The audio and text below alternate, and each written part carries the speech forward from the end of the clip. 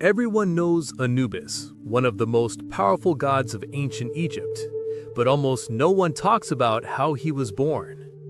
Why was he called Master of Secrets? Maybe because his very origin was itself a secret. Over the centuries, too many stories has surrounded him. His name changed, his lineage shifted, and his role was rewritten. Today, we'll uncover the 4 main myths of Anubis's origin. And at the end, it's your turn to decide. Which one do you believe is the true story? Some of the oldest writings claim that Anubis was a son of Ra, the great creator himself. If that version is true, then his Egyptian name, Anpu, meaning royal child, suddenly makes sense. After all, what could be more royal than being born directly from the king of the gods? But here's the strange part. These texts never mention a mother. Unlike the other gods, who always had both a father and a mother, Anubis simply appears, as if his birth was deliberately left vague. And that creates a problem. Ra's children were well known: Shu and Tefnut, the air and moisture; Geb and Nut, the earth and sky. They formed the great cosmic family, the Ennead of Heliopolis. So if Anubis was truly Ra's son, why is he absent from that family tree? Why is his name missing from the list of gods who ruled creation? Some historians suggest this version was promoted later, when Anubis's worship had grown powerful across Egypt. By making him Ra's direct child, priests could elevate his rank, placing him alongside the oldest and most respected gods. However, the evidence is scarce. Fragments on tomb walls, lines half buried in ancient text. Enough to raise the idea, but not enough to prove it. So while the title royal child fits perfectly here, the silence about his mother and his absence from Ra's great family leaves us with a contradiction. A contradiction that pushes us toward the other myths of his origin. The second myth tells a darker story.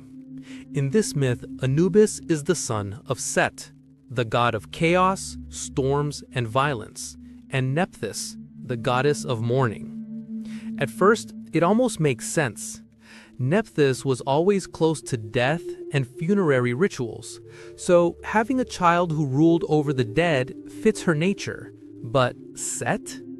He was the killer of Osiris and the bringer of disorder, which is the very opposite of everything Anubis stood for. And that's the contradiction. How could the guardian of tombs and the guide of souls come from the one who destroyed life?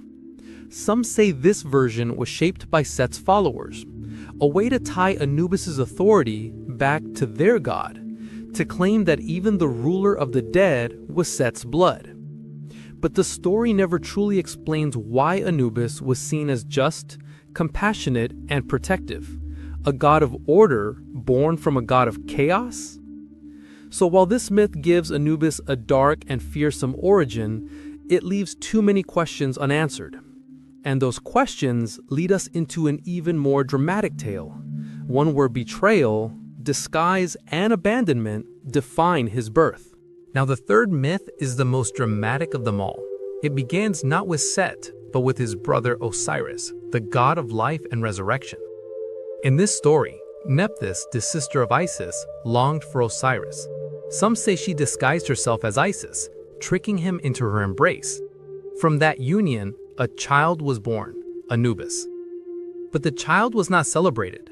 Nephthys feared Set's wrath and could not keep him. So she abandoned the newborn, leaving him to die in the desert sands. Yet fate would not allow the child of Osiris to be lost. Isis, the great goddess of magic, found the infant and raised him as her own. Under her care, Anubis grew strong, noble, and devoted, the very guardian of the dead. And this is where the pieces begin to fit. Anubis is always shown protecting Osiris's body, guiding him through death and resurrection. Why? Because in this tale, Osiris was not only the god he served, but his own father. The myth of betrayal and disguise paints Anubis as both abandoned and chosen. Born from secrecy, raised by compassion, he became the eternal protector of the dead. But even this version is not the final word. because some say Nephthys was never part of the story at all. In their telling, Anubis was the true child of Isis herself. The fourth myth erases Nephthys entirely.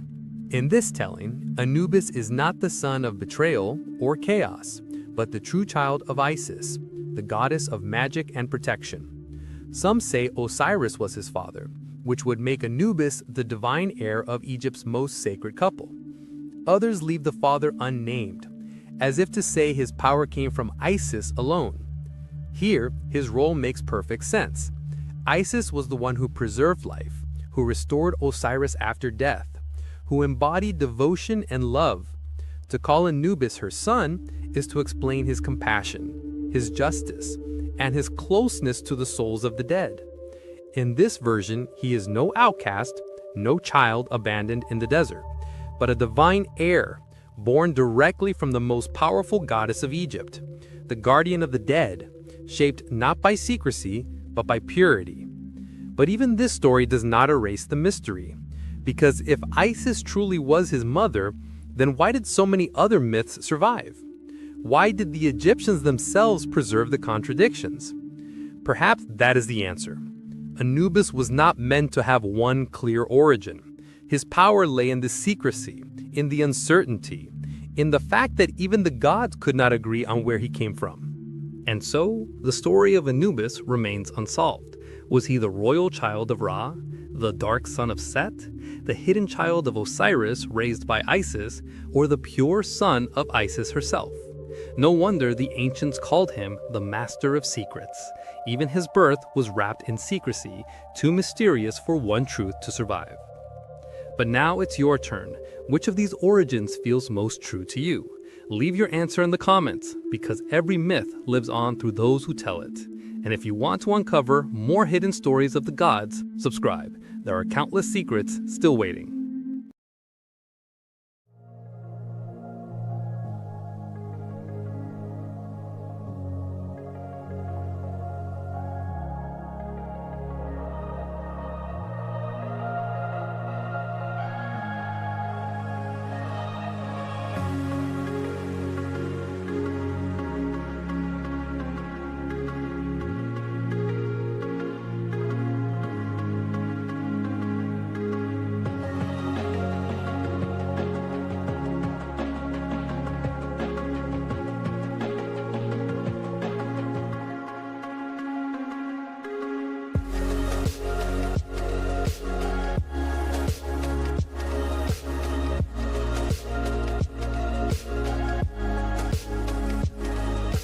Our founder claims.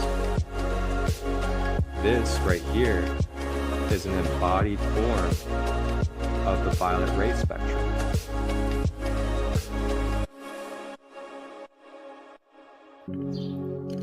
Tap in and tune in Tuesdays, Wednesdays, and Thursdays, 10 a.m. to 11 a.m. Eastern. Live on YouTube, Facebook, and Instagram. Grand Rising with ChristoLight.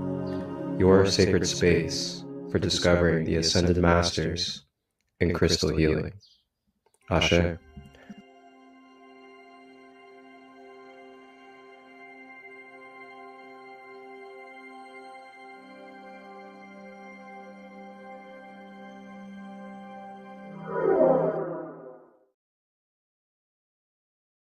Stop treating Anubis like a mystery box. Learn his true role as a healer. Tune in and connect. Live. In this episode of Grand Rising with ChristoLight, Marcus Cat guide you through Anubis's roots and how to access his protective transmutative energy. We'll reveal sacred techniques and a hands-on practice you can do live to ground, heal, and transform. Ready to step into the ancient wisdom? Hit play and awaken with us.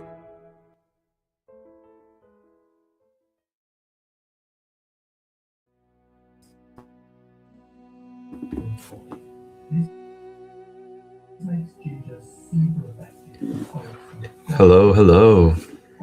Grand Rising and Grand Day. Welcome, brothers and sisters of the world, of the cosmos. Thank you for joining us. Whether you're live or if you will be tapping on the replay. Thank you for being a part of this sacred ceremony as we really deep dive and uncover any of the hidden origins as well as layers behind this wonderful archetype, this mysterious archetype of Anpu, Anubis. We are going to be exploring the origins and the story behind this archetype, this character. We're going to talk about very tangible reflections on how it relates to our own consciousness in our everyday life and travels as a human being. And then along with that, you guys will also be able to learn multiple perspectives. You'll be able to learn the perspective from Egyptian astrology, Western astrology correlation for Anubis. And then you'll also be able to pick up on some share screen we'll be sharing regarding the light that Anubis represents, kind of attributes.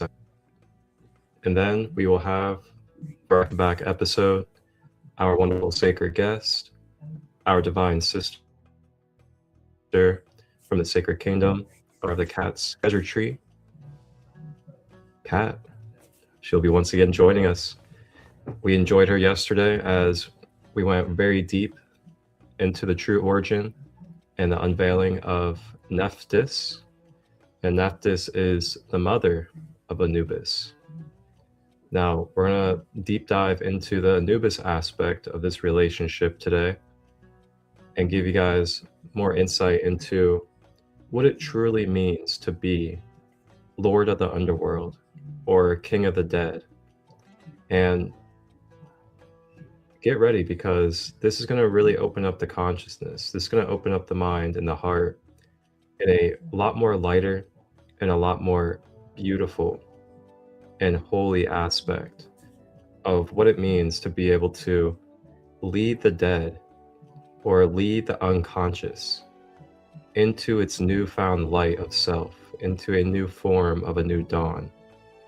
And that's really ultimately what it means to be a lord of the underworld, is to understand the darkness, to understand the shadows, to understand wounds and pain, and to be able to sit with them, look at them, feel them, be one with them, give them unconditional love and higher intelligence through your own self, to ultimately integrate the shadow into strength, wisdom, golden nuggets, and other beautiful things. All right. So with that being said, I'm going to go ahead and bring on our wonderful sister,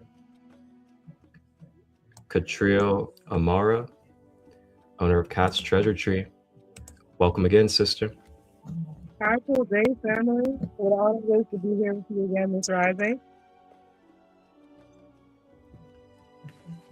How are you today?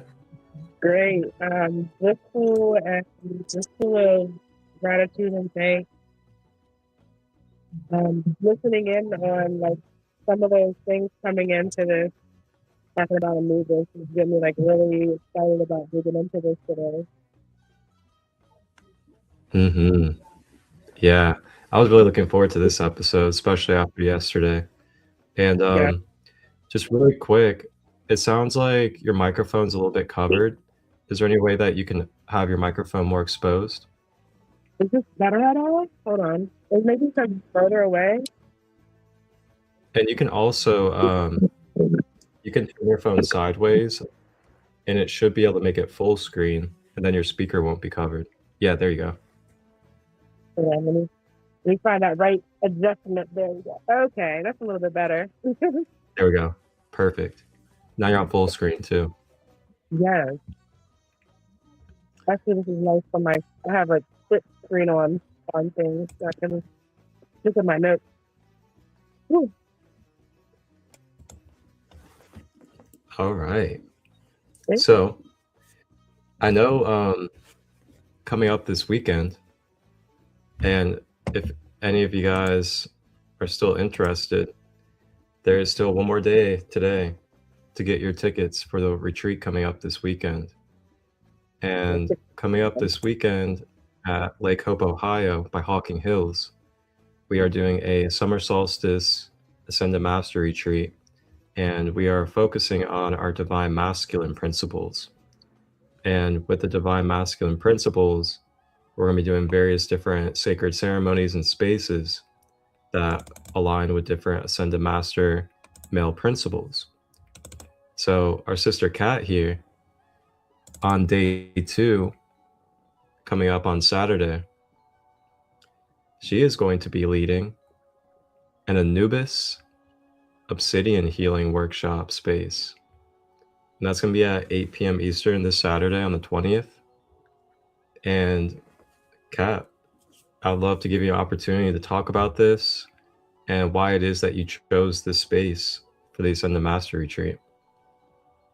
Oh man, my connection with Anubis has just been so prolific and so powerful, and a lot of coming into my own awareness of my healing and connecting with my own shadows. That what better way to offer tribute to this divine aspect of the divine masculine through like with Anubis is an honor.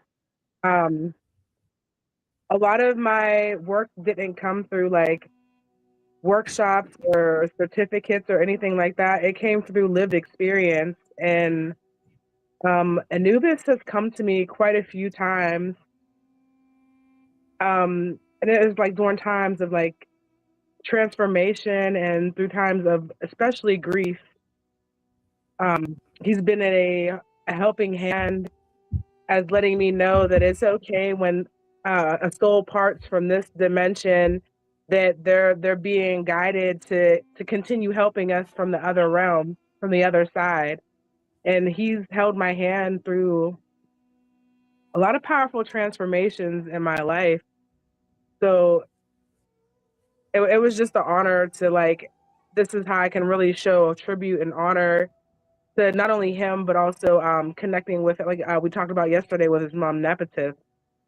Just honoring those shadowy, murky parts of ourselves and transforming them into to power, because they really are here to teach us things. They're to teach us to know ourselves better and to learn how to let go. I think that that's one of the most amazing things about Anubis is he's like one of the most known psychopomps. And a psychopomp is a guide that actually helps transition you from the afterlife into the spirit world. And he's one of the like most well-known ones throughout all history and mythology and all these different stories, that Anubis comes to people and he helps people through these transitions. They say he's the first deity ever for Wow. that. Oh, blew her off the screen. She'll be right back. But yeah, and she'll of course continue when she gets back. But she's touching on how she is going to be hosting the Anubis Obsidian Healing Space at 8 p.m. Eastern on Saturday at the retreat. And this retreat, you guys can still sign up for today. It's at Lake Hope in Ohio by Hawking Hills. It's a 3-day retreat. We provide the lunches and dinners, and then we have live music. And then we also have various different healing, transformative, and educational workshop spaces, including ecstatic dance, chakra balance, sound healing, elixirs, Kundalini yoga, as well as dream catcher making as well. Sorry about that. There she is. Blew herself off the screen. I double tapped something too fast and it was over.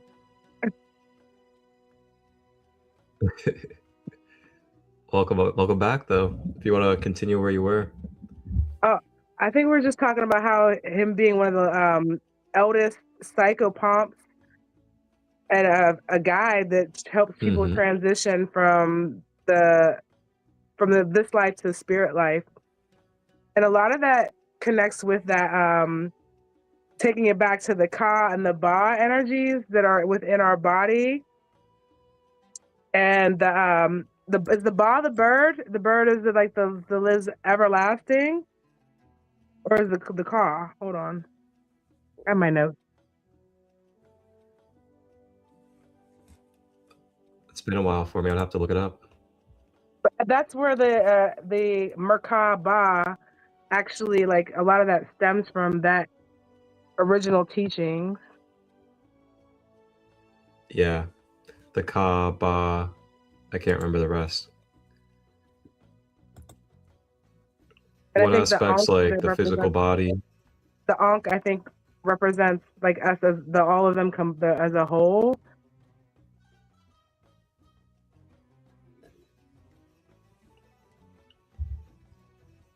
I think the Ba is the bird that like goes between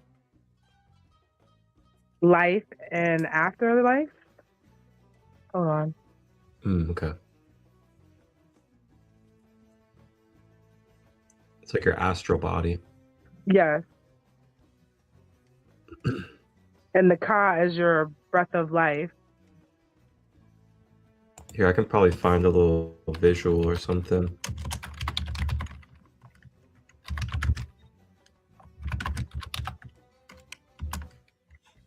Your Ka is your spiritual signature. There you go. That's what it is. That's your energetic signature that lasts with you. So what he's doing is taking that Ka into the next phase. Oh.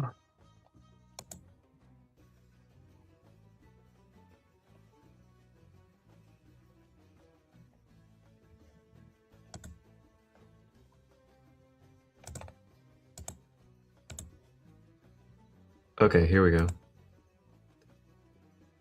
I got a nice screen share for us. This has the image too, so this will be helpful.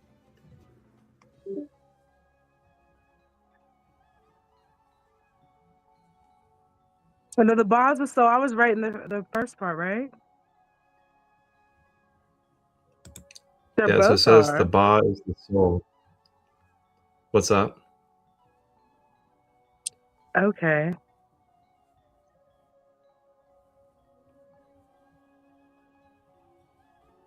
And it's represented as a bird, which is really cool. You see a lot of that in the Egyptian mythologies when the souls are transforming from one. The bird is usually leaving the body or the sarcophagus. But that all connects back to Anubis's energy, and he's there to help guide us when we are ready to leave this form. Yeah,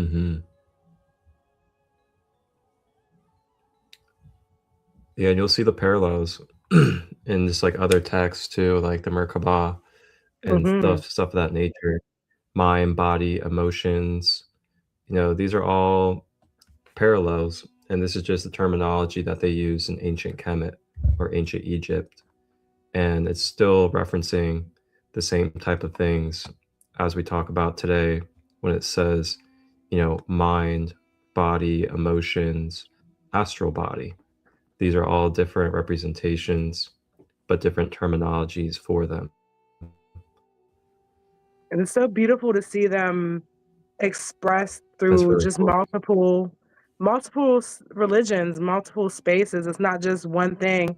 It's something that's been told since the beginning of time. They had an understanding of this. And also about so through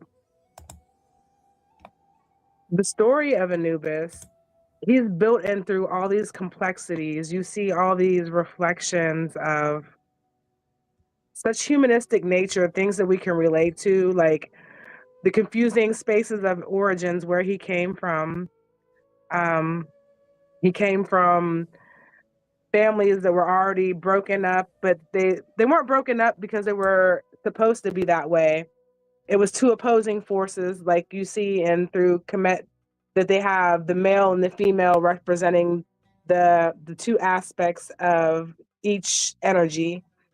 So you see him being born of this complexity and this crossing over of these energies between the life and rebirth and all of that that represents Osiris and Isis.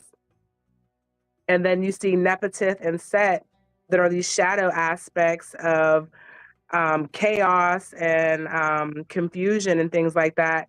And it happens like he's born out of this mix of crossover between the two when Nepentith wants the stability, she wants the love, she wants the things that come along with that aspect. So in that aspect, that's when Anubis is created in the mix of these energies. And you see her being fearful, she kind of like leaves him to the side and dumps him off into the reeds. And this is the in-between space once again. So he was automatically born into this in-between. You see this shadow light aspect in between two worlds thing with Anubis reflecting through his story repeatedly. And I think that it's very powerful how he becomes to be, because in the process, Isis takes in Anubis and helps raise Anubis. And then in this space, Anubis is able to step into his power by helping put together back Osiris with his knowledges of funerary rites and his knowledge of magics and resins and things that he's inherited from both of his birth mother and his raising mother, and that's already in him because of his father, who is the god of death and rebirth at the same time. So it's really beautiful to watch the harmony of all of these energies coming intertwined in the making of Anubis and who he is and what he represents. Because like I said, we can relate to that so much, because a lot of us weren't born into a perfect life. A lot of us weren't born into stability. A lot of us were born into chaos. Some of us weren't, but I feel like a lot of us experience trauma, or the chaos is already present before, even if we don't know about it, it's already there.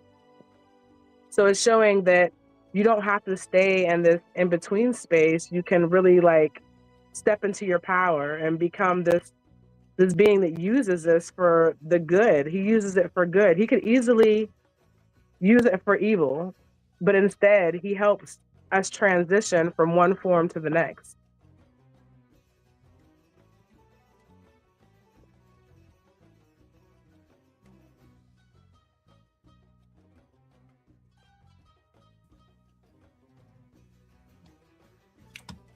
Well said. Thank you for all that. Mm-hmm. And I definitely heavily resonate with that as well. Anubis is someone that, well, I guess you could say the archetypal energy became really prevalent in my life around, I would say, 2015. And I found myself connecting very easily and deeply with Anubis archetype very, very quickly. And in Reiki sessions, it has been wonderful to be able to connect with and channel Anubis energy. I am attuned to Sekhem Reiki, which is the Mother Sekhmet Reiki of Egypt. And Anubis was one of the figures that I naturally felt attuned with through that practice. And there was actually one time I was doing a Reiki session on someone long distance, and I literally felt myself becoming Anubis, in the sense of literally being guided to go into the depths of their astral body or their energy body blueprint. And literally, these were the motions I went through. I went literally feeling like I was scooping an old form of their self out of their energy body and carrying it, like carrying that whole entire being that they were in that time. And then it was so wild. And then I was directed to turn around and then take a few steps, and then to get down on one knee, holding up that person's old self as a offering. Oh, And I felt tremendous amount of Anubis right there in that time. And it was like a moment of, like we talked about, that funerary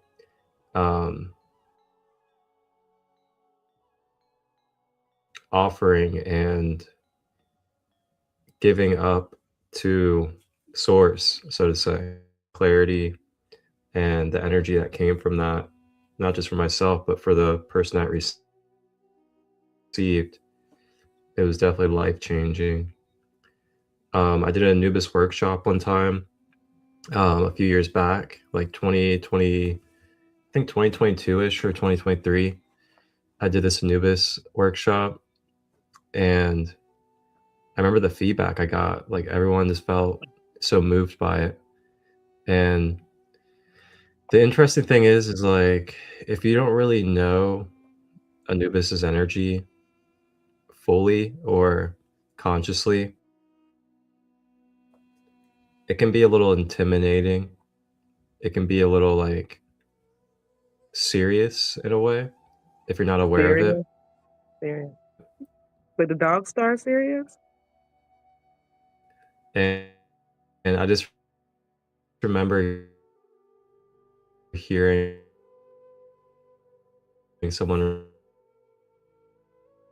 reflect on that. They were talking about how going into the space, they felt a little intimidated by Anubis energy.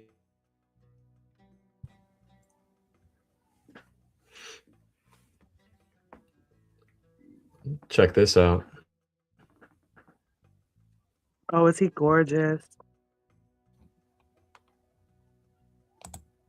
Gorgeous. I love that. Got the incense, all the Yeah, that's nice. good old Anpu. There's one that I've been eyeing that's Got like a some scale. lavender right here for us. If you guys want to connect with the energy, relaxation. There's been one I've been eyeing that's like the scales, and it's Anubis with the scales, and I really want that for my just personal collection. Nice. What you were saying is like a lot of people, if you're not familiar with Anubis's energy, I mean, because he shows up and he's like this void, like this black, the Ooh. darkness, and I feel like that That intimidates sounds people.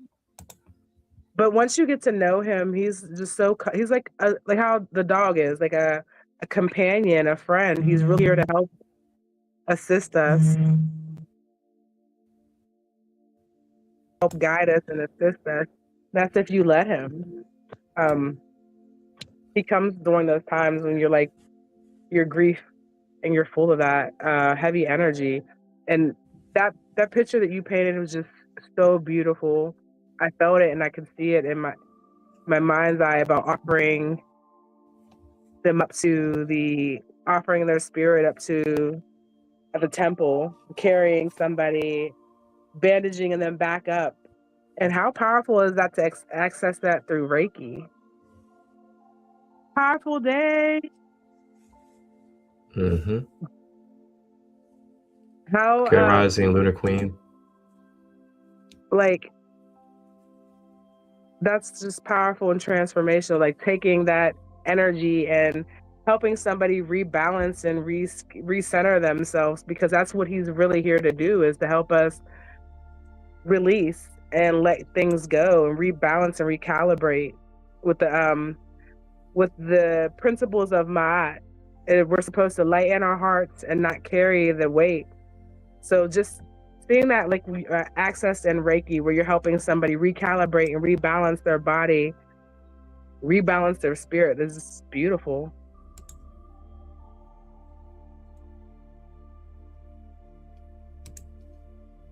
Mm-hmm. Absolutely. So necessary. So necessary while we're incarnated in these third dimensional bodies down in this density.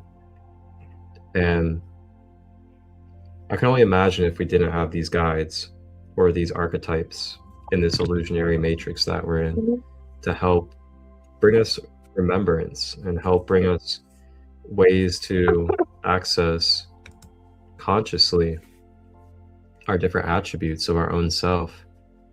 And that I am forever grateful for. I am grateful for the Law of One members that we have. I'm grateful for the karmic board, such as Mother Kuan Yin, Mother Mary, Lady Nada, and figures of that sorts.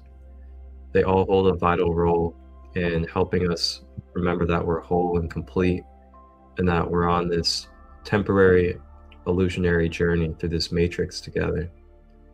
And it's amazing because not only are we on this journey, but we're also in an eternal flow as well, as souls beyond the flesh. You know, that's what this is really all about. You know, we're talking about all this stuff, but the stuff that we're talking about isn't just based on the material level. This isn't just based on the physical world. That is just one envelope of the many envelopes that make up the whole universe that we're in. So when we're talking about this stuff, you know, we're not just talking about, you know, this current physical life, this current human identity that we have of going through karmic release, going through mental shifting and emotional balancing and things of that nature. We're also focusing on and talking about the soul, the light being, the blueprint that you're carrying that is going to be in this life and the other lives that you decide to incarnate into as a soul as well, including the ones before this. So I love how this ancient way of life keeps on getting brought back up, especially recently in my life, whether it's through Egyptian, Greek, ancient Chinese. They all have this understanding that everything in life is not just bound, it is not just about this material world that we're in. When we're talking about this stuff, we're talking about the whole universe that we're in. The third dimension, fourth, fifth, sixth, first, second. We're talking about the whole journey, the whole exploration, and how to free ourselves so that we can move through it with free will on this ascension journey. And Chinese Tao, ancient Tao, they talk about how they ultimately aren't focused on just this current life that they're in. They're actually focused on creating the karma and dharma that they would like to have going into their next life, because they understand that what they're doing now, you're then going to be feeling the effects of in your future. And where we are in this present moment, we are actually just experiencing the effects from the causes in the past that led up to this moment. So they really understand that in Tao, traditional Chinese philosophy. So they talk about softening the body. They talk about having a light spirit so that when you're ready to transition from this vessel, you're not attached to the karma, you're not attached to the density and trauma that will then keep you in the reincarnation cycle. Because when you're holding on to that, you're no longer as light as a feather inside of your heart, because you're holding on to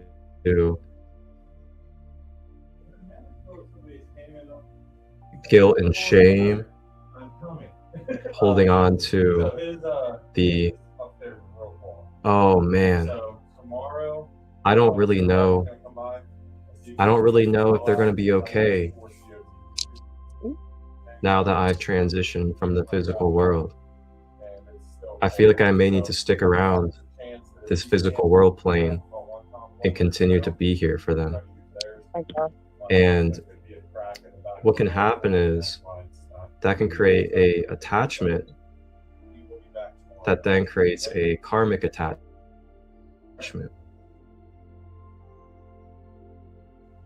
And this is where we get spirits that are kind of like these ghosts that they're like super angry or negative and things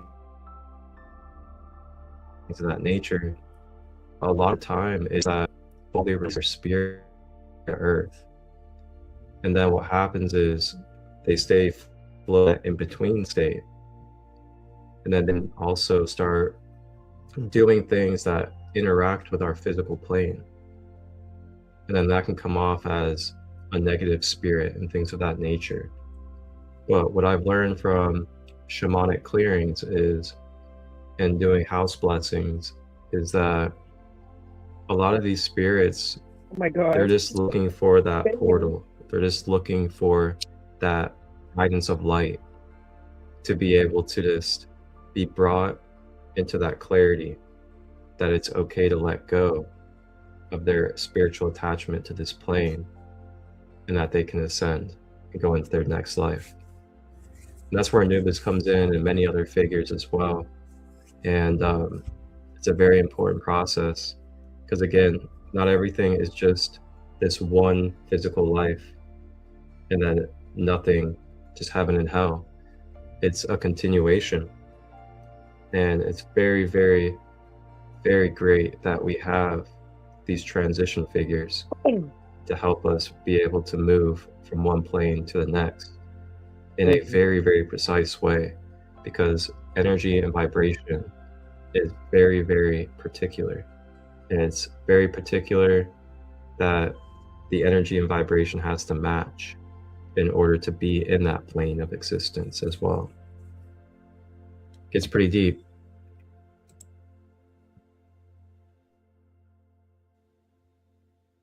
Wow. Right, casting spells on yourself.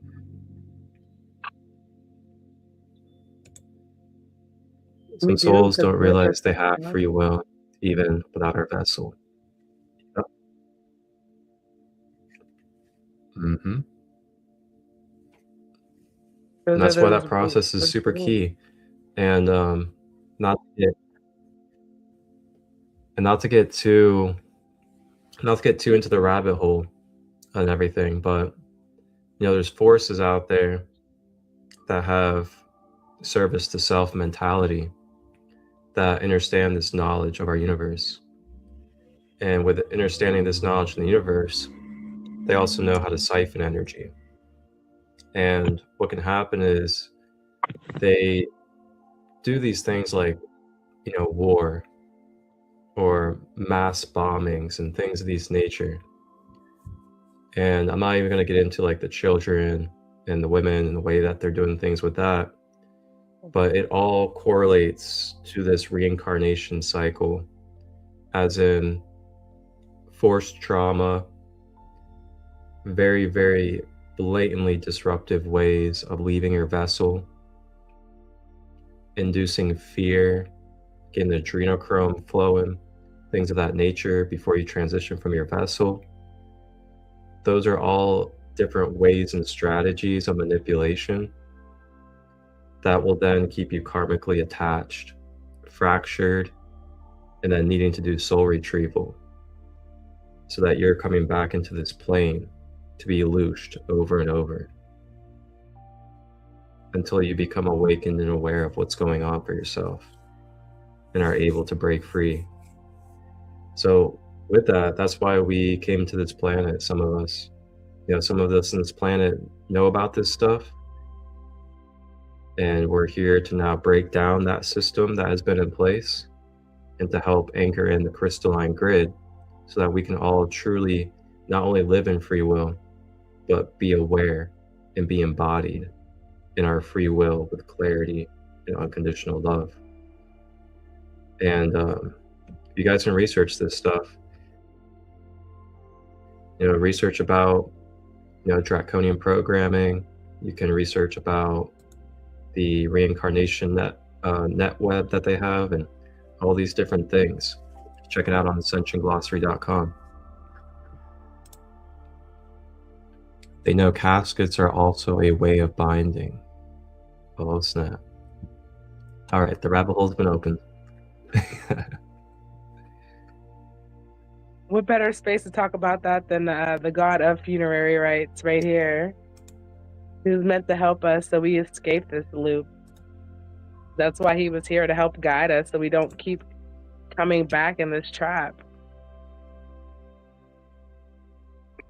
That's why I feel like the Egyptians were onto something when it was a whole process of honoring your death. It was a whole process because they knew that you don't just stay here, that there's more than just this life.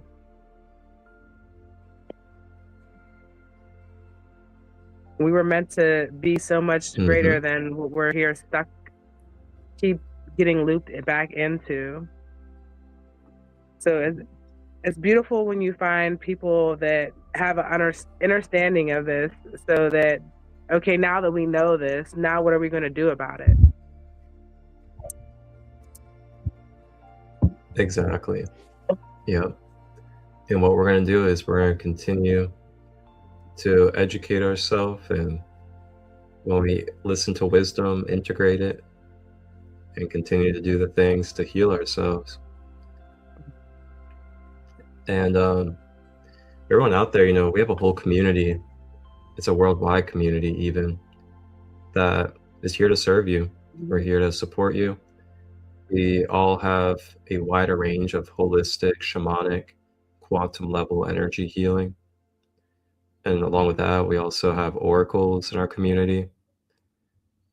We also have artists and many other guides that can help you in so many different fashions, be able to express yourself, release your karmic energy, and also tap in with your ChristoLight. So just know that you can reach out, and we will definitely gladly be there for you guys. Check out the link in the ticker below, down in the description, and you can access our community link page there. Yeah, we have classes going on, workshops, flow shops. We even have meetups with one-on-one, where we connect together one-on-one. We have these retreats, and it's a lot of magic in the making, and connecting with other soul fams, other soul tribe. It's been a very beautiful process. Oh yeah, been a lot of good memories, that's for sure. We're just only getting started. Got that right. And I wanted to share a perspective as well, a difference. I pulled some cards, I think it was yesterday, and maybe it was 2 days ago on the Osiris episode. I think it was the Osiris episode. But I pulled cards, and there was something that really stood out to me, and it's the difference between the way that they do the funeraries. And back in Kemet, they would honorably take the innards of that body. They would take the organs, and they would preserve them. They would respect them. They would honor them, and they would keep them in the jar. And then they said they would have the 4 jars for the 4 kids of Horus. And then what they would do is they would take that jar, and then they would put that jar in the sarcophagi with that mummy, or with that being that transitioned. Now, spiritually and energetically, when you think about that, that is a huge difference between that and what we see today in America, where we are either donating our organs, or bodies are being taken out of caskets, which, if you don't know about this, go research, because it is commonly known that there is a monopoly on dead bodies and funerals.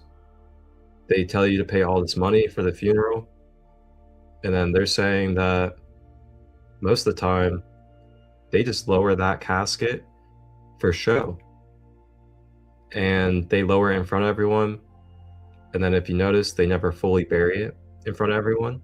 They might put like 2 or 3 scoops of dirt on it and call it a day. But then what I've heard and seen from video documentaries and stuff is that right after people leave, they will then lift the casket back up and they will take the body out and they will sell the parts of the body. Because we live in an age and a country that's connected to harvesting and doing crazy things with these human body parts. And that's where like a side quest to the adrenochrome and like the way that they're using children and stuff like that comes in as well. Same type of system. And there's something spiritual about this though, is what I'm getting to.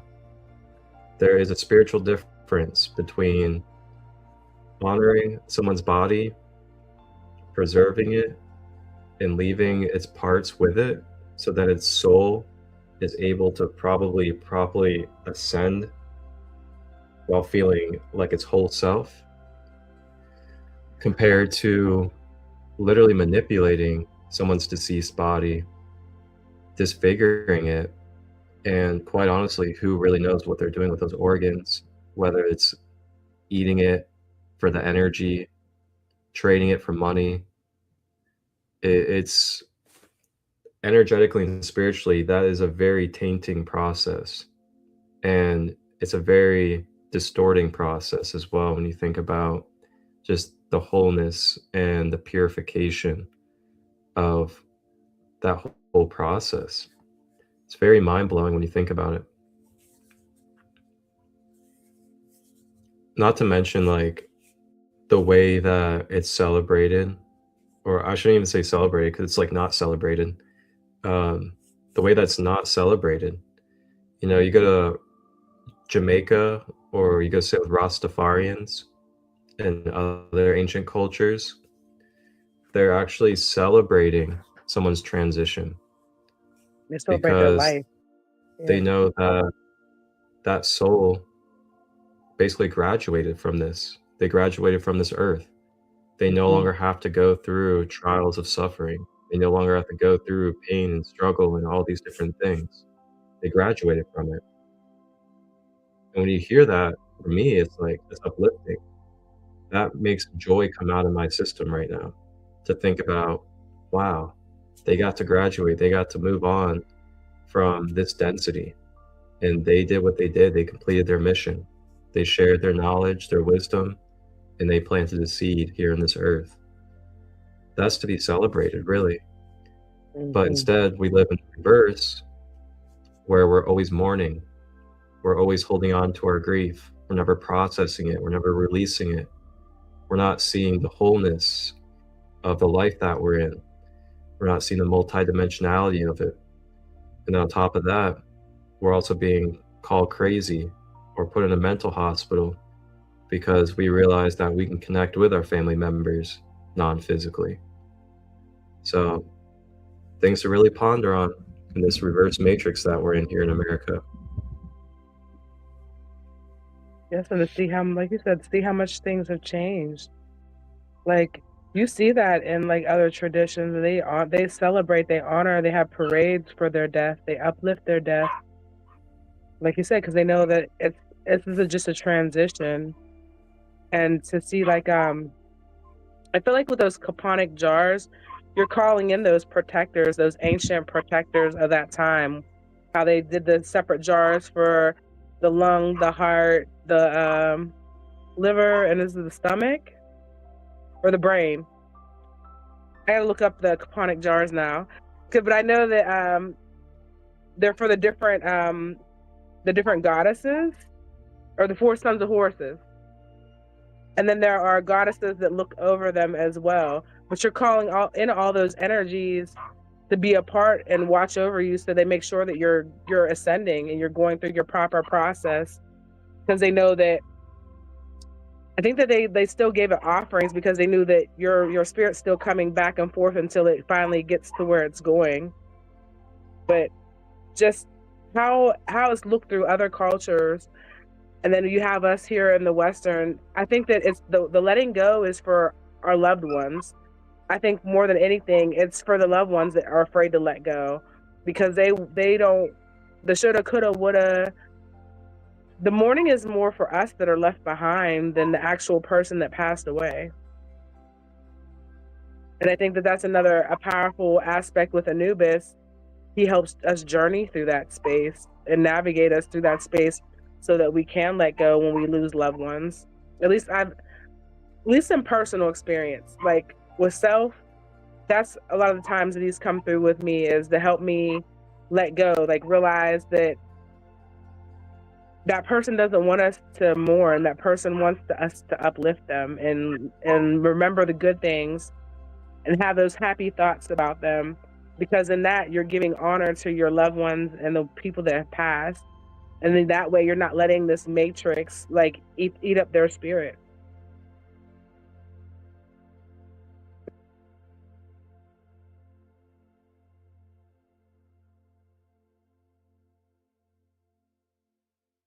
It's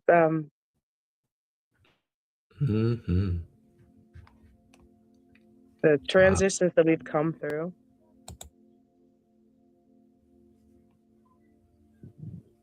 Getting deep. It's always deep with Anubis. Man, he helps us go through the depths so we don't have to go through it Phew. alone.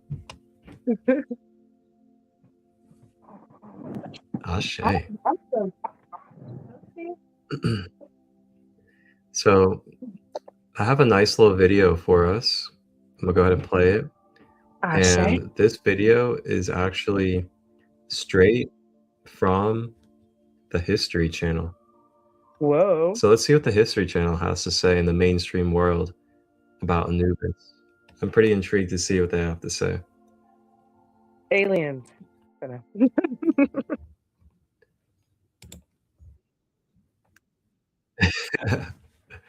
Could it be extraterrestrial? Here we go.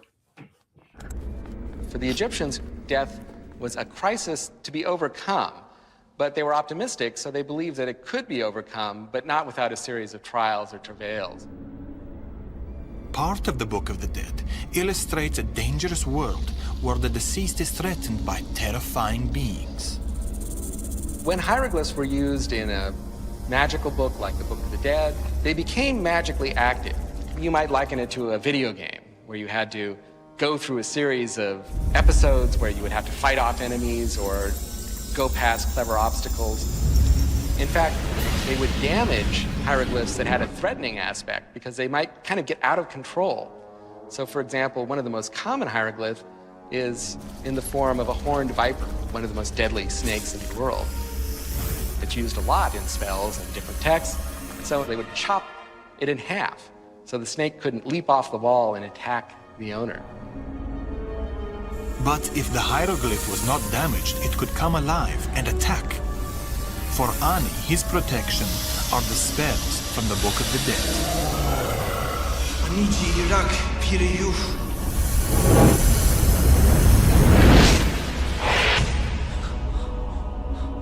But the Egyptian afterlife also includes allies. Based on texts like the Book of the Dead, we believe that the deceased would have immediately been greeted by the god Anubis, who was known as also opener of ways and the guide of the dead through the afterlife.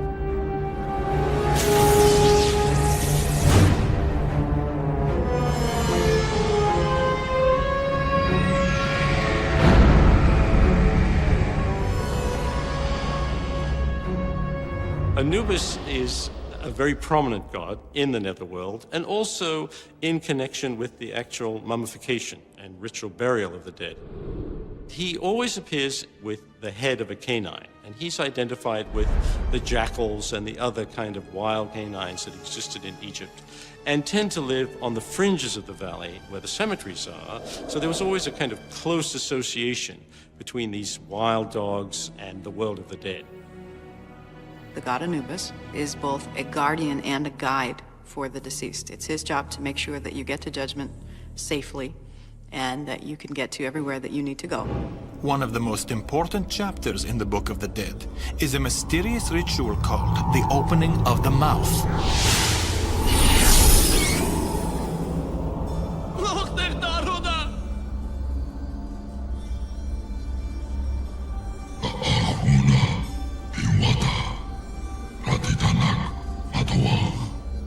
what I love about this ritual is they didn't just symbolically open the mouth, but they also opened the eyes and the ears, which is very much a philosophical statement. The opening of the mouth ceremony was a spiritual awakening of the body. So once the deceased had died, his senses were shut down. And this would allow the body to become a vessel for the soul of the deceased. So they could see, they could taste offerings, they could smell incense, they could hear the prayers that were being said, and then they could actually actively use objects like the Book of the Dead to help in their journey through the afterlife.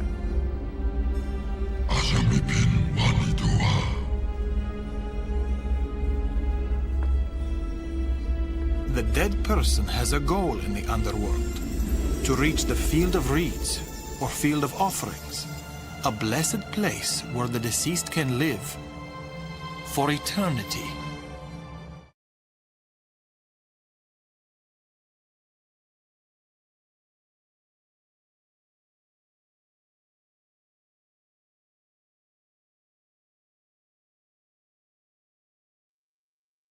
Wow. That's kind of cool.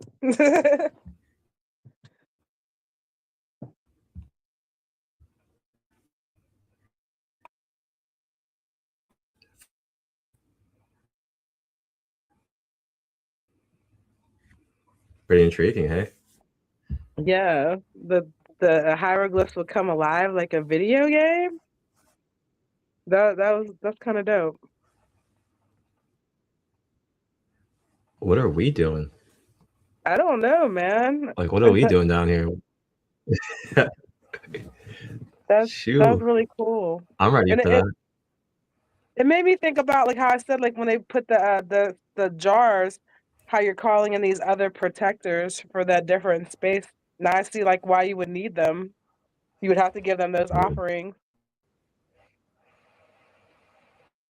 It gets active after you die, I guess. Yeah, that's so cool.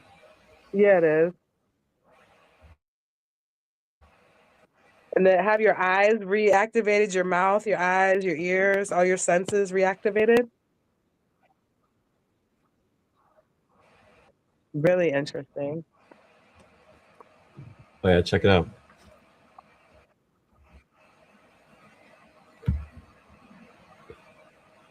Oh man.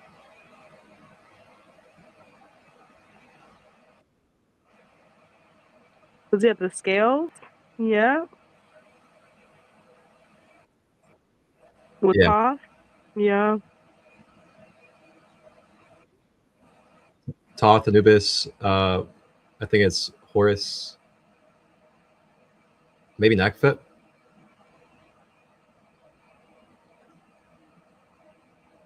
So cool. I'm not sure who that one is. Is that Nekhfit or Nephthys?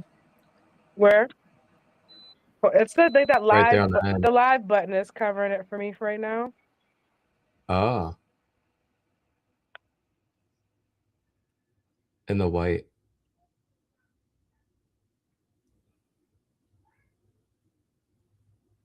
No, I'm not sure who that would be in the white. I'm curious. It could be Mott. It might be Mott. Usually you see feathers. I'm surprised it's not see feathers. Yeah, I don't see any representation. Like usually with Isis, you'll see the throne above her head, or she'll have the wings. And then Nephthys has like a whole house on top of her head, which is usually like A whole house. a whole house. She got the Like whole house. or it's like it usually looks like that, and then it has like a dish on top of it, like a bowl of some sort. Yeah. Oh yeah. So I got a little text for it. Uh-oh. We both pulled out. We're both.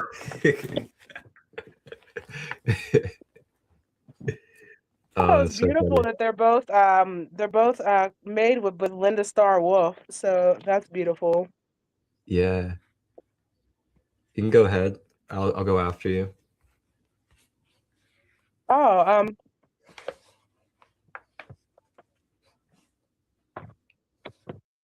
I don't even know what I was just pulling it out. I didn't have anything planned. Okay. Well, I'll read real quick. I was going to Okay. read Anubis in shamanic Egyptian astrology. And Okay. there's actually 2 spots for Anubis, which is so interesting. The first one is with Chiron, and with Chiron, it's known as the key. The Mm-hmm. key to healing our wounds, the key to transforming our darkness. Then he's also aligned with Leo as well, in the Wow. sense of leadership, standing in your light, and overcoming things of that nature. So what I'm going to read, though, for us in this occasion is Anubis as the key, aka Chiron, in Western astrology. So I'm going to go ahead and read this. And it starts with a nice little kind of prayer or gratitude expression for Anubis. And it begins with,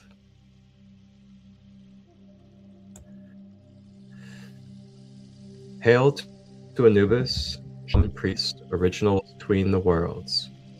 The blue star for everyone is a reference to the star system of Sirius.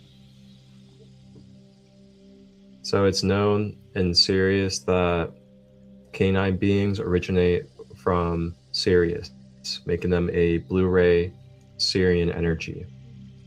That is why Anubis is known as a master healer, and Sirian energy involves high-frequency healing energy.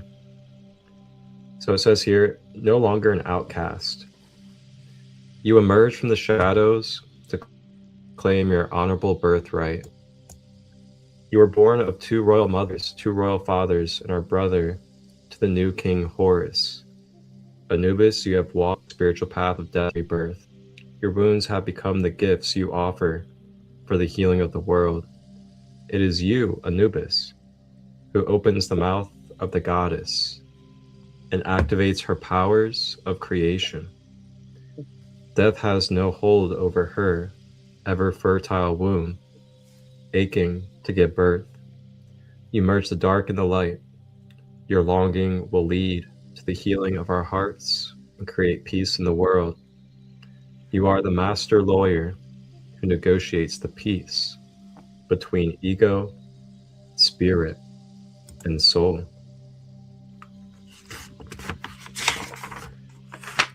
Anubis, the jackal-headed god, is our greatest teacher. It is Anubis who shares with us our most important earth lesson. It is he who shows us that our wounds are our gifts, and that our souls actually chose the difficult experiences of our childhood so that we might grow in ways specific to these wounds. This idea that our wounds are our gifts is a very difficult concept.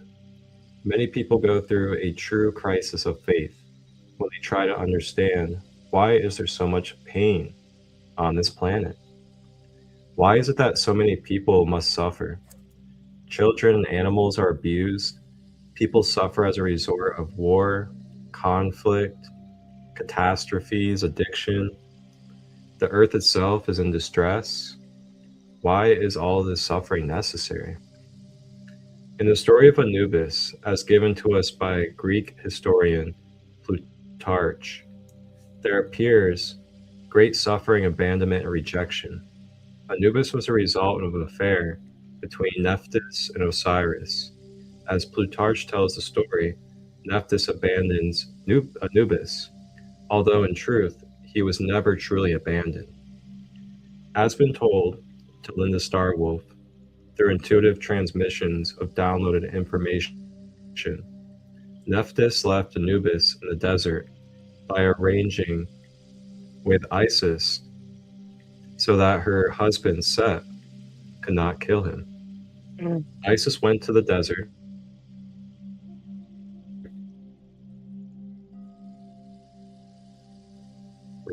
retrieved her nephew, and brought him home with her, keeping in the fact of the matter that Nephthys and her sister Isis both consciously interacted with each other and were both on the same page of knowing that Anubis was going to be handed over because of protecting Anubis from the wrath of Seth.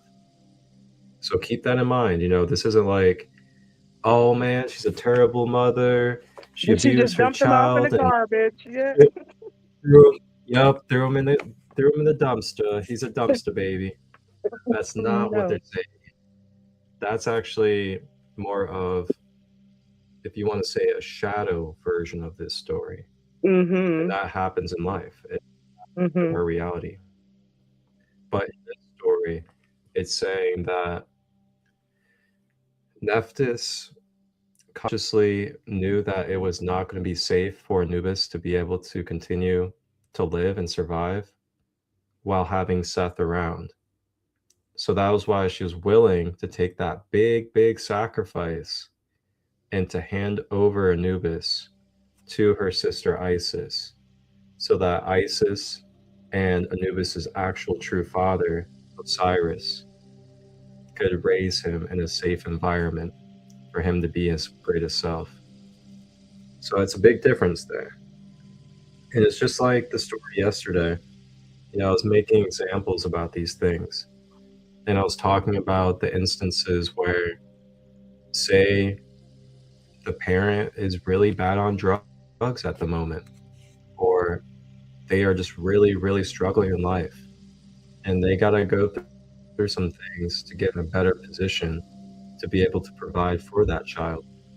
And sometimes what happens is that mother, that father, they have to take the sacrifice of, maybe I need the grandparents to raise this child for these few years or for this unknown time until I can get myself together and I can be a competent parent for this child. So with that, I'm allowing my parents, the grandparents of this child, to have custody for right now so that he can grow up in a clear space with correct guidance and not have to deal with my addictive behaviors or my alcoholism and things like that.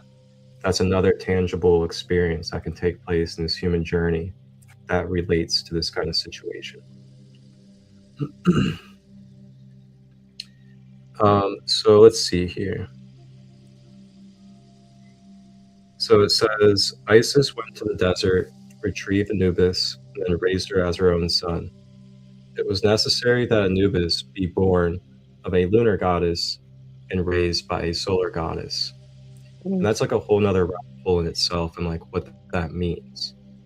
And yeah, so that'll be another time.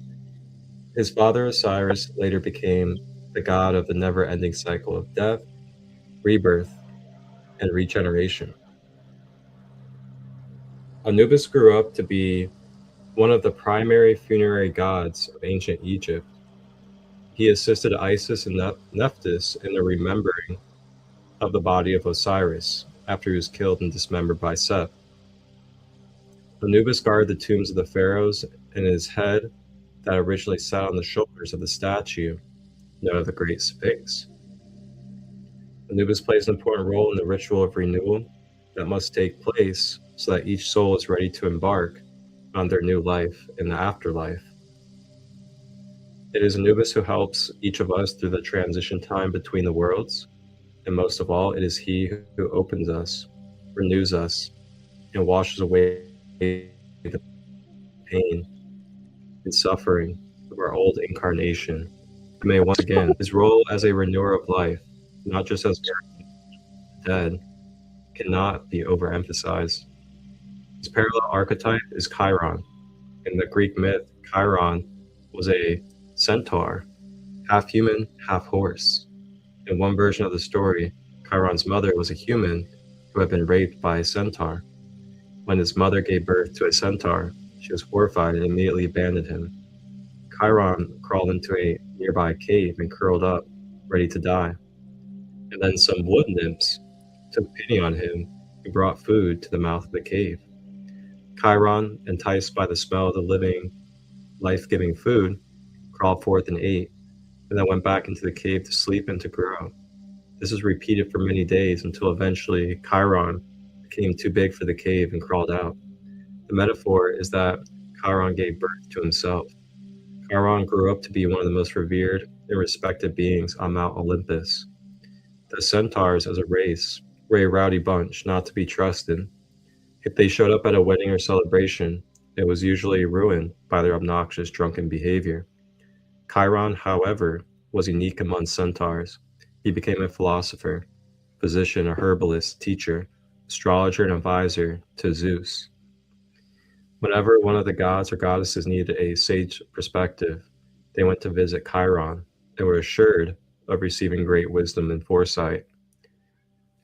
Out of the wounds of abandonment and rejection came this highly evolved being.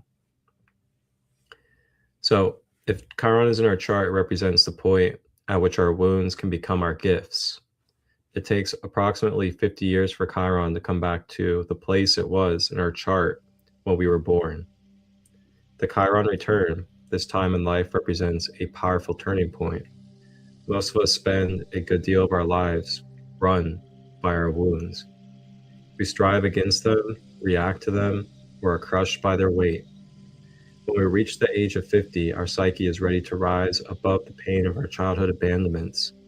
This doesn't mean we forget what has happened or deny our pain, but it does mean we accept not just what happened to us, but what was meant to happen to us.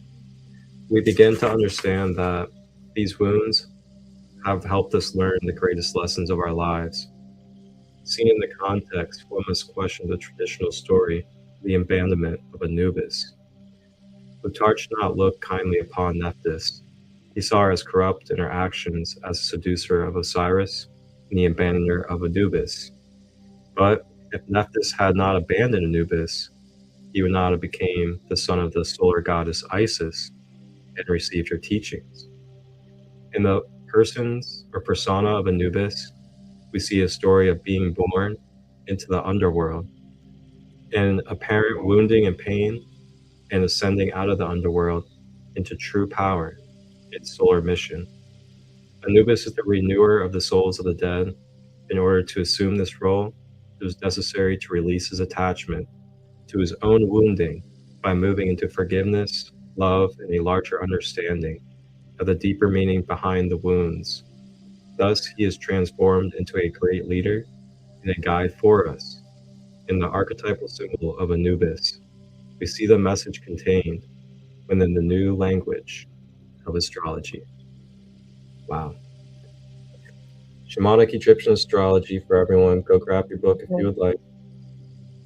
That is a great connection between him and the wounded healer with the Chiron aspect. Mm-hmm. It's a very beautiful way to paint that and connect him with the story of Chiron. What was meant to happen. That's the thing is, like, there's a multiverse of things that are meant to happen. You know, it's not specifically that one thing is ever meant to happen. It's that what ends up being experienced, no matter what way it ends up happening, since it is the experience that takes place, it then technically was meant to happen. That might be a little tricky for some in that moment, might went over the head, but what I'm saying is that everything in life is meant to happen. And what I mean is, the things that happen in your life, they wouldn't happen if they didn't happen. So if they happen because there was a universal equation at place that divinely put it together for it to happen in that moment. And there was also actions that you took. There was electromagnetic field energy involved as well. There was free will that you had involved as well. All those things combined together created the formula for what you're currently experiencing in this present moment. And with that being said, whatever formula is at play in this moment for your being and your reality, it is then putting together the experience that you're experiencing. That is making what's meant to happen happen. And there's always going to be something happening. So try not to get like caught up on like a destination mindset, or that like there's only one specific thing that's supposed to be happening. It's that all is happening and all is possible. But what you experience is directly for you to know that this was meant for you to happen. And then you do move forward from that and you act from that. And that's like one of the biggest, like trickiest things, is just like understanding that it's not just like a predestined thing with this free will. You know, like things happen because there's different variables at play that make it happen.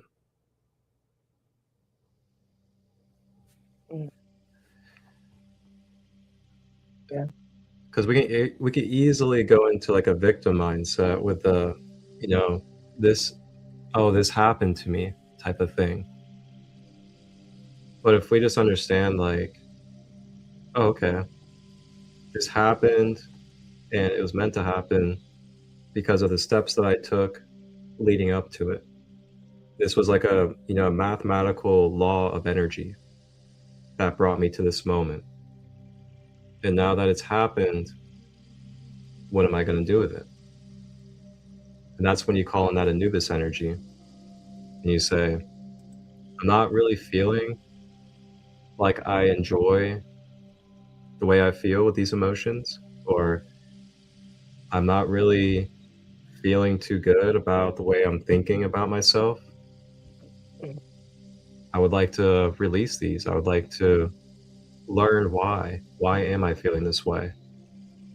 And learn from understanding why. So then I can ultimately come into harmony with this. And then through this harmony and realization of it, I can be able to turn it into wisdom. And that wisdom could turn into a boundary. It can come into a communication. And then the beauty is we can then take that wisdom and then serve it to others as well that are going through similar.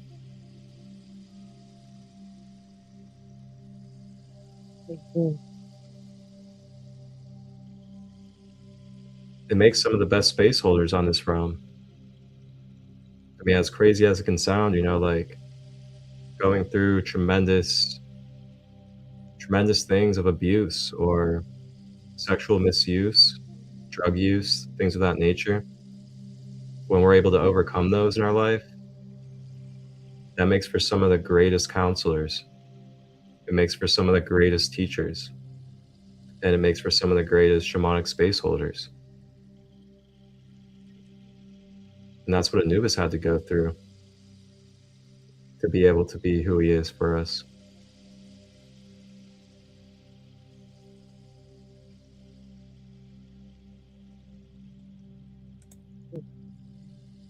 A multiverse of meaning.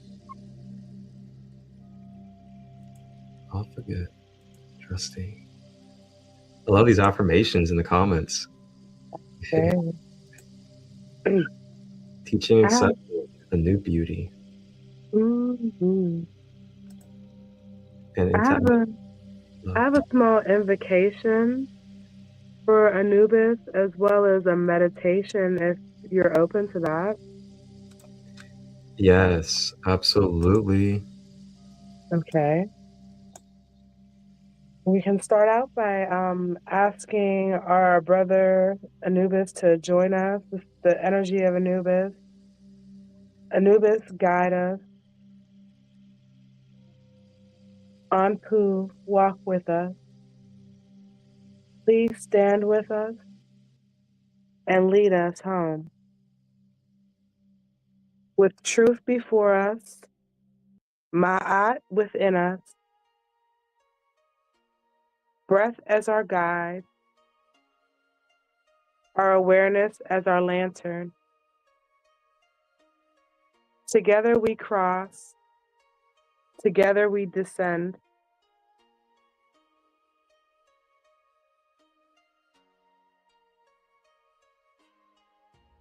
As we enter this space, I want you to relax your mind, come into your breath, unclench your jaw, and relax your shoulders. Let the stillness come to you in this space, in this moment. There's nothing to fix or adjust, just be in this present space and moment.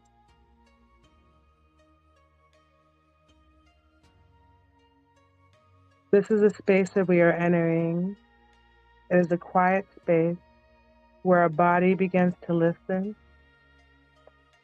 beneath our breath, beneath our thought.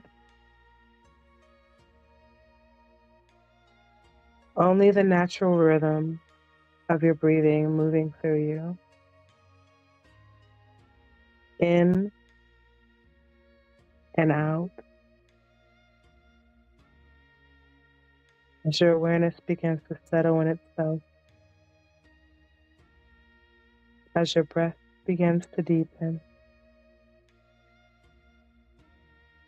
Let your intention turn inward, not into thinking, but into feeling and into sensation. Take awareness to what's alive beneath your perception. Feel your breath as it moves. And take notice to where it gathers, where it pauses, where it rests, and where it leaves. I want you to slowly become aware of the two movements that are within your body. They're not something separate nor distant. They're present as one field of awareness. There is a stillness within you that does not leave. This is a steady presence that remains through all change. This is your ka. There's a movement within you that flows, that feels, that responds. Emotions rising, the shifts and the remembrance. That is your ba. Your ka and your ba together in the same breath and stillness. Movement, presence, and expression.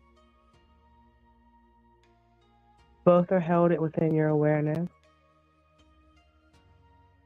And in this space, something begins to form. A threshold. Within this space of awareness, a doorway emerges, as if it emerges from your awareness itself. At first, there is only a shimmer in the darkness behind your closed eyelids. Slowly, it begins to gather form. A luminous archway, shimmering of gold and deep lapis blue. Ancient symbols are moving across it. It's as if like the light becomes alive across the surface. There are writings of ancient words, not carved, not fixed, but moving and breathing. The edges of this doorway begin to glow softly, and within its center,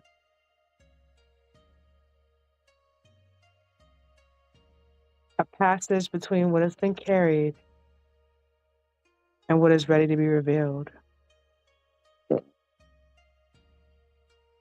As you stay with your breath, a presence, something ancient and still, appears. It's Apu, or you know as Anubis. He first appeared slowly, only revealing the space that has been waiting for him.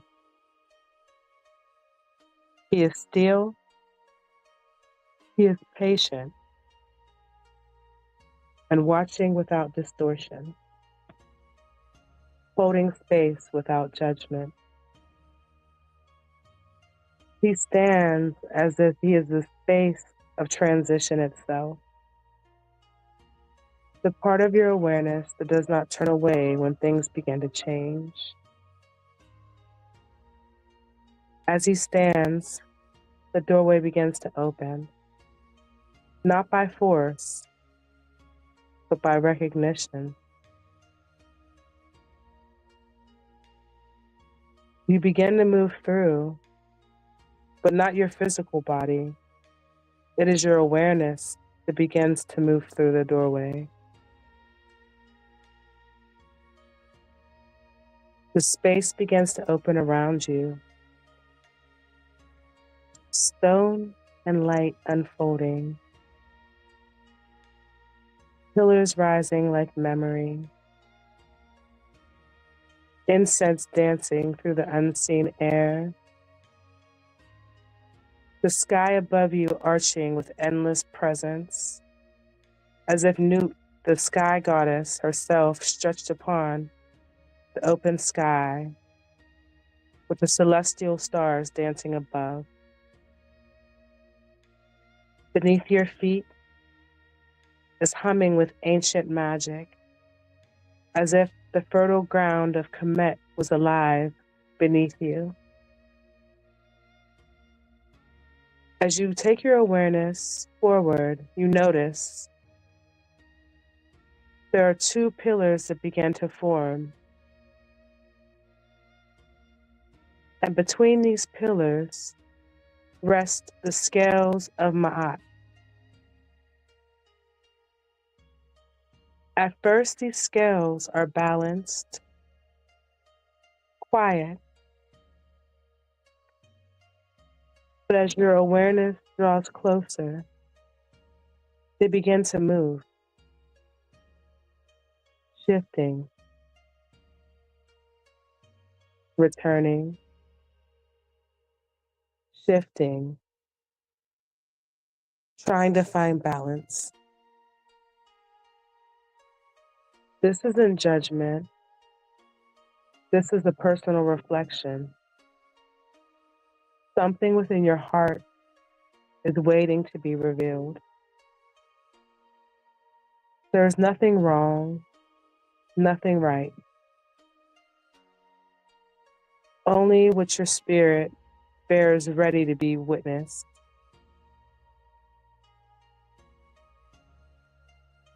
In the stillness beside the scales, Anpu remains. He is holding this threshold, the threshold where truth becomes visible.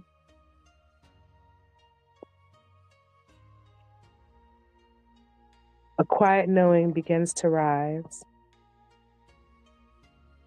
What is heavy cannot remain. So something in your spirit begins to loosen, not at once, only enough to be felt, enough to be known. And now we pause here in this space, for that something to be revealed. Something that's ready to shift. This isn't a thought, but a knowing.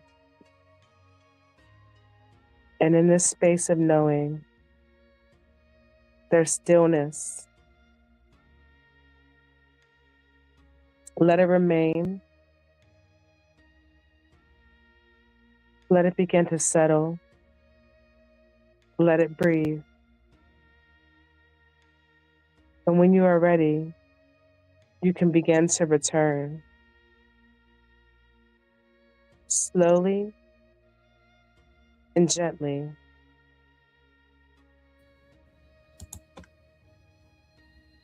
The space around you begins to reappear, but this is a space of continuation.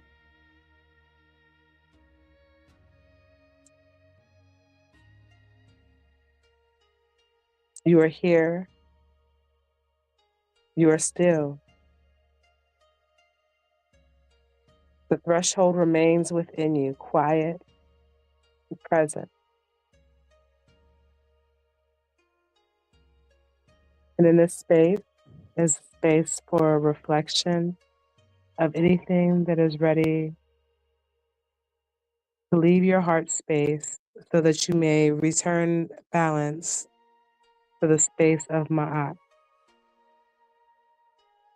Our brother Marcus is going to share some reflective questions for you to ponder within this space.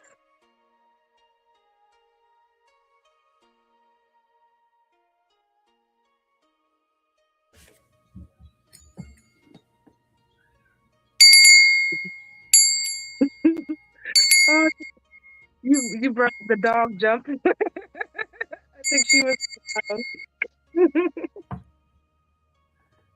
Over here, Lassie. She was feeling it.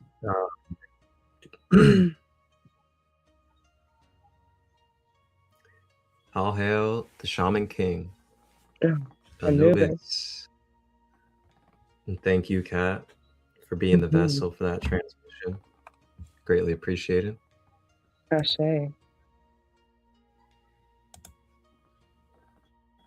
Luna Queen says thank you. You are most welcome, sister. Welcome, everyone.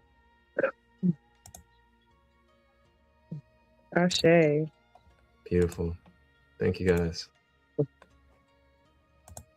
All right. So as we go into these reflective questions, this is to help just invoke any of our shadows into more of our light consciousness. It's also an opportunity just to consciously let go and release, and also just come into a newfound relationship with these aspects of ourselves. I wanted to share some more depth to Anubis and how you can connect metaphysically and in other different symbolic ways with Anubis's energy. So Anubis has an ascended master, and as you guys see, this is right here on Copilot. So you can literally just type this stuff in. You know, you type in Anubis ascended master, and you'll find so much different stuff. But Anubis is recognized as a ascended master, embodying the ancient Egyptian god of the dead, the underworld, and mummification. He is often described as a sixth ray master. The sixth ray is the ray of, it's gold and purple, but combined together, it's like a ruby color. So they say it's like a ruby ray. It's the rose path, it's the unfurling path. It's also the ray of Lady Nada, and it used to be the ray of Yeshua and Mary Magdalene. So it's also, he's associated in the context of having the manifestation as 3 bands of gold. So he also comes through as 3 bands of golden ray whenever he manifests as well. So these are ways that you could see the energy and colors of his aura, whether it's through your mind's eye and meditation, or if you're seeing glimpses of it while in a ceremony or practice, or just everyday life. And then roles and responsibility: guardian of the veil of death, transitioning from life to afterlife, ruler of the underworld, preparing the mummification and the funeral rites, protector of souls, guiding souls safely through the afterlife, and then patron of the dead, maintaining balance and order in the realm of the departed. So you can call in Anubis to invoke protection, shielding from negative energy and spiritual harm, clarity in the afterlife journey, helping souls navigate the spiritual realms, healing of the soul, addressing unresolved issues from past lives, guidance in death-related matters for those facing end-of-life transitions or spiritual work. So you can offer candle vigils, and then, whoa. Kat, do you see this? I didn't expect to be reading this. What? Wait, hold on, what? No way. They... Whoa, hold on. Yo. Are you in here? You're in here. You're locked in, fam.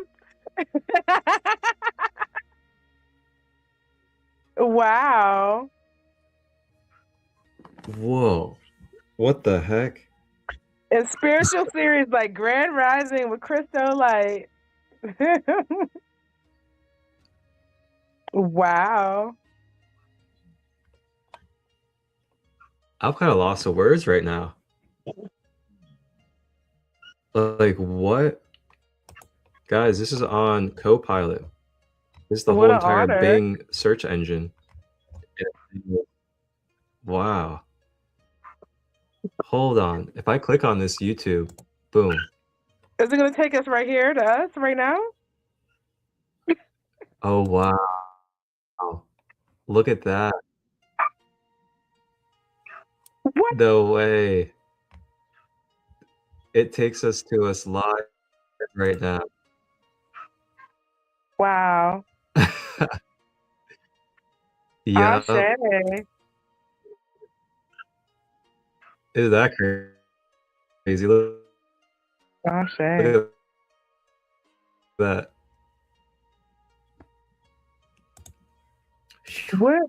What? That's pretty awesome. Moment right there. Yes, it is. That's the full wow, that's a moment. Full 180. I wouldn't say 360. That's a full 180. Back to wow.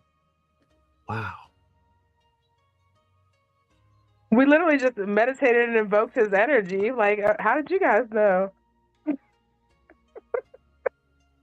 Wow. Yo, they updated their search engine quick. They're like, we gotta make sure people know where to watch and learn about him.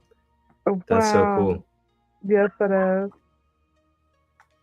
Well, Ashe, spirit is on it. It's on it.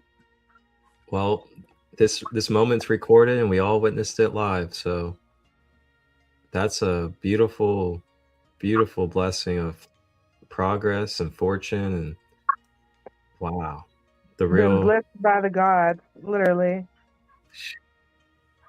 The work pays off, guys. This is why we stay steady and devoted to what we do.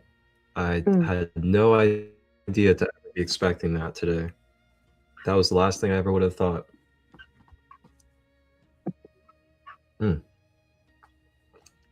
Wow. Okay. That is so cool. Oh, we got 6 comments. Allie. Whoa. Right.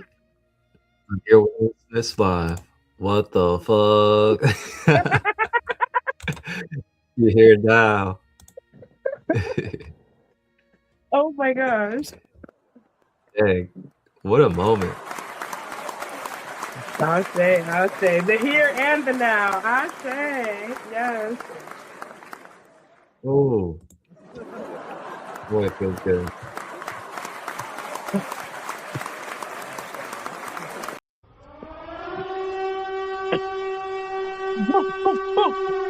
More fire, more fire.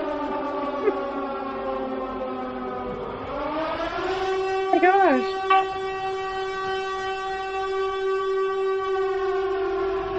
Haru, Haru, come here, Haru. What are you doing? Come on. Okay.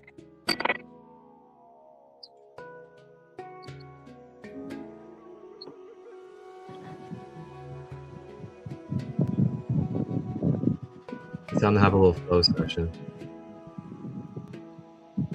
To come out here and get the sun.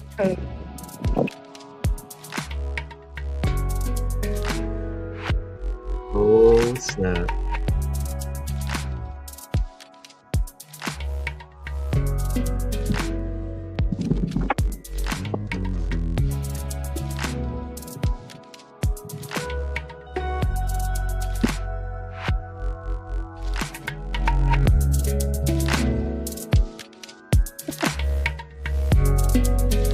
Yes.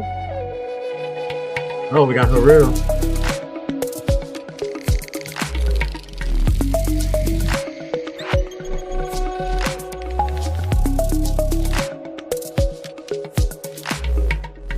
Across all mother effing timelines.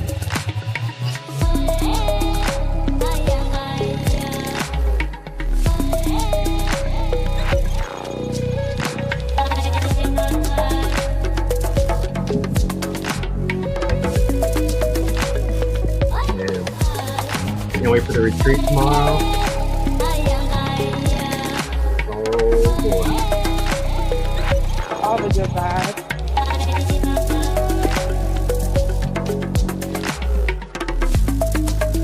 Man. It's gonna be so much fun. Yes. We're gonna be vibing to music like that.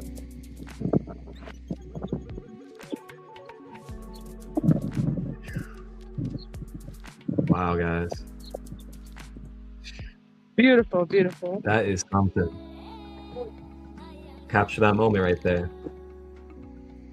An I have no online idea. spiritual spirit, The alignment like of Grand Rising with ChristoLight. Anubis is featured in live streams where participants meditate, invoke his energy, and receive channel guidance. Wow. Gotta take a picture of that for the memories. You have arrived, my dear.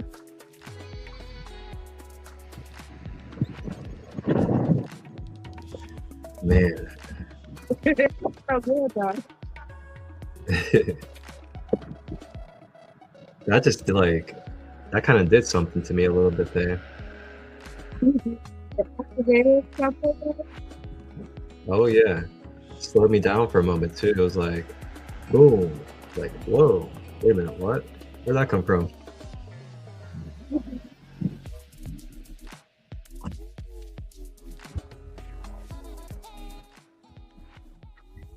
Boy, I'm so ready. It's about to be a beautiful weekend.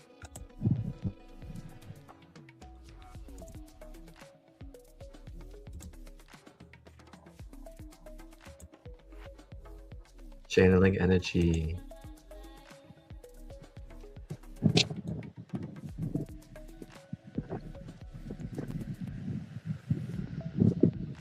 Channeling energy.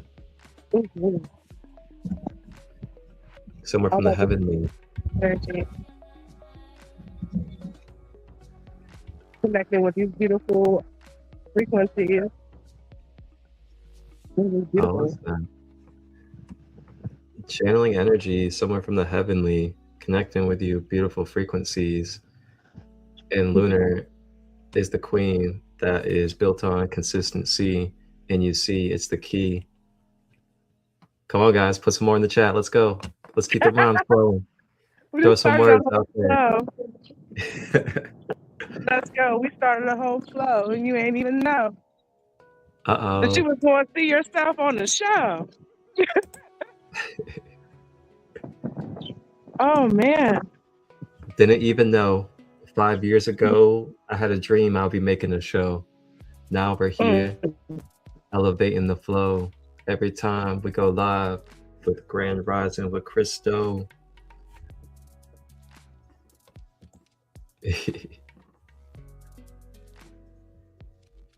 Uh-oh, she's cutting out. The frequencies are too much. Come back to Earth. Dial in. Dial in.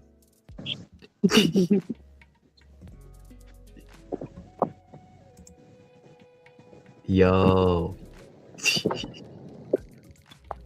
In the flow. Just flowing and going.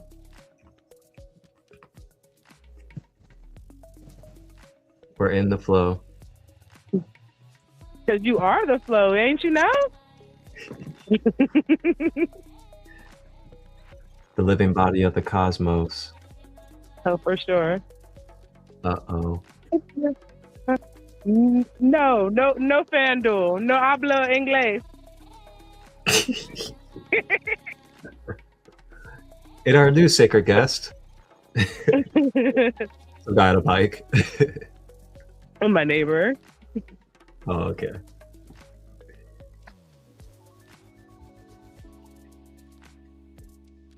Oh, man.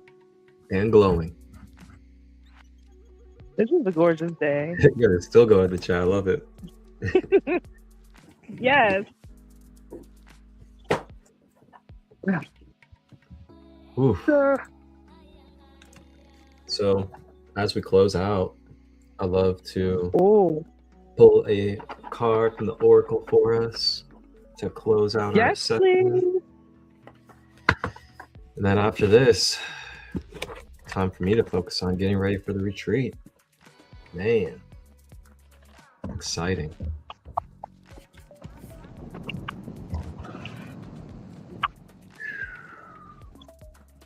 I want to share something. I kind of shared a little bit about it yesterday too, but I've been having one of my biggest relationship challenges with money.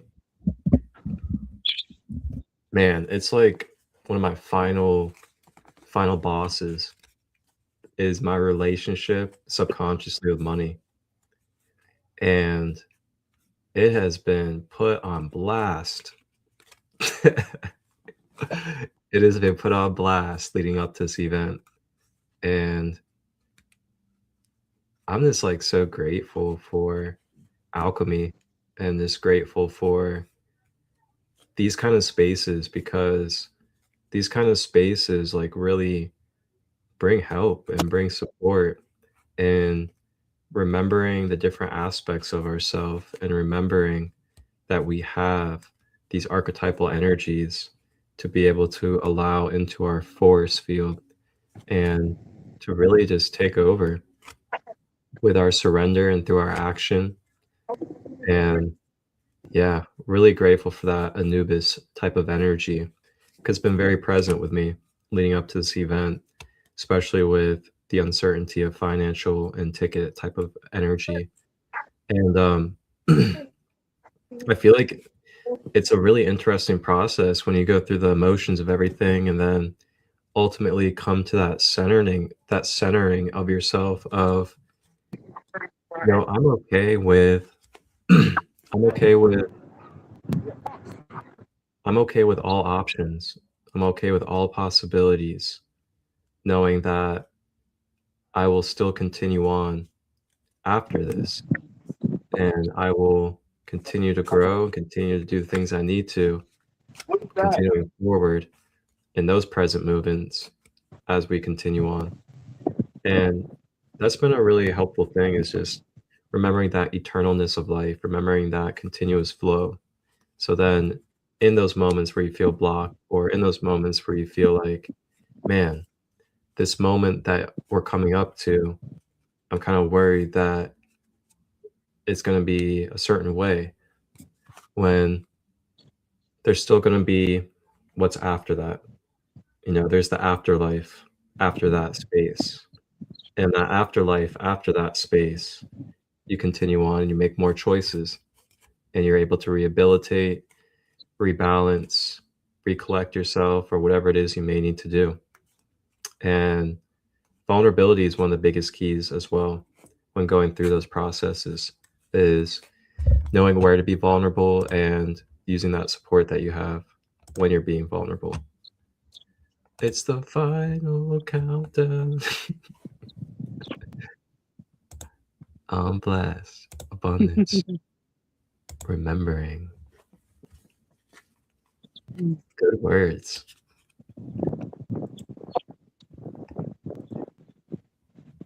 Yeah, like just now had the moment of just really accepting and just like letting go of any of that stuff, and just knowing that all will be recovered in worst case scenario. I think just letting go of control and having the ability to be flexible, it gives you so much power. I don't think you realize how much power you have. Like, yeah, everyone feels like they're in power when they're in control, but when you let go of that control, I mean, yeah, sure, some structure leading up to is preferred for the outcome that you want, but once you let go and are able to bend and flow whichever way things happen, it gives you the most beautiful freedom, and you just really can be your authentic self and just tap into that freedom. It's really a freedom that you're not letting yourself being held back by expectation, because expectation, you end up ruining anything. Like if you expect something too much of something, you ruin that experience for yourself and sometimes for others. So letting go of that, it just allows you to just really fall and be held by spirit and let spirit offer what it really has to offer you.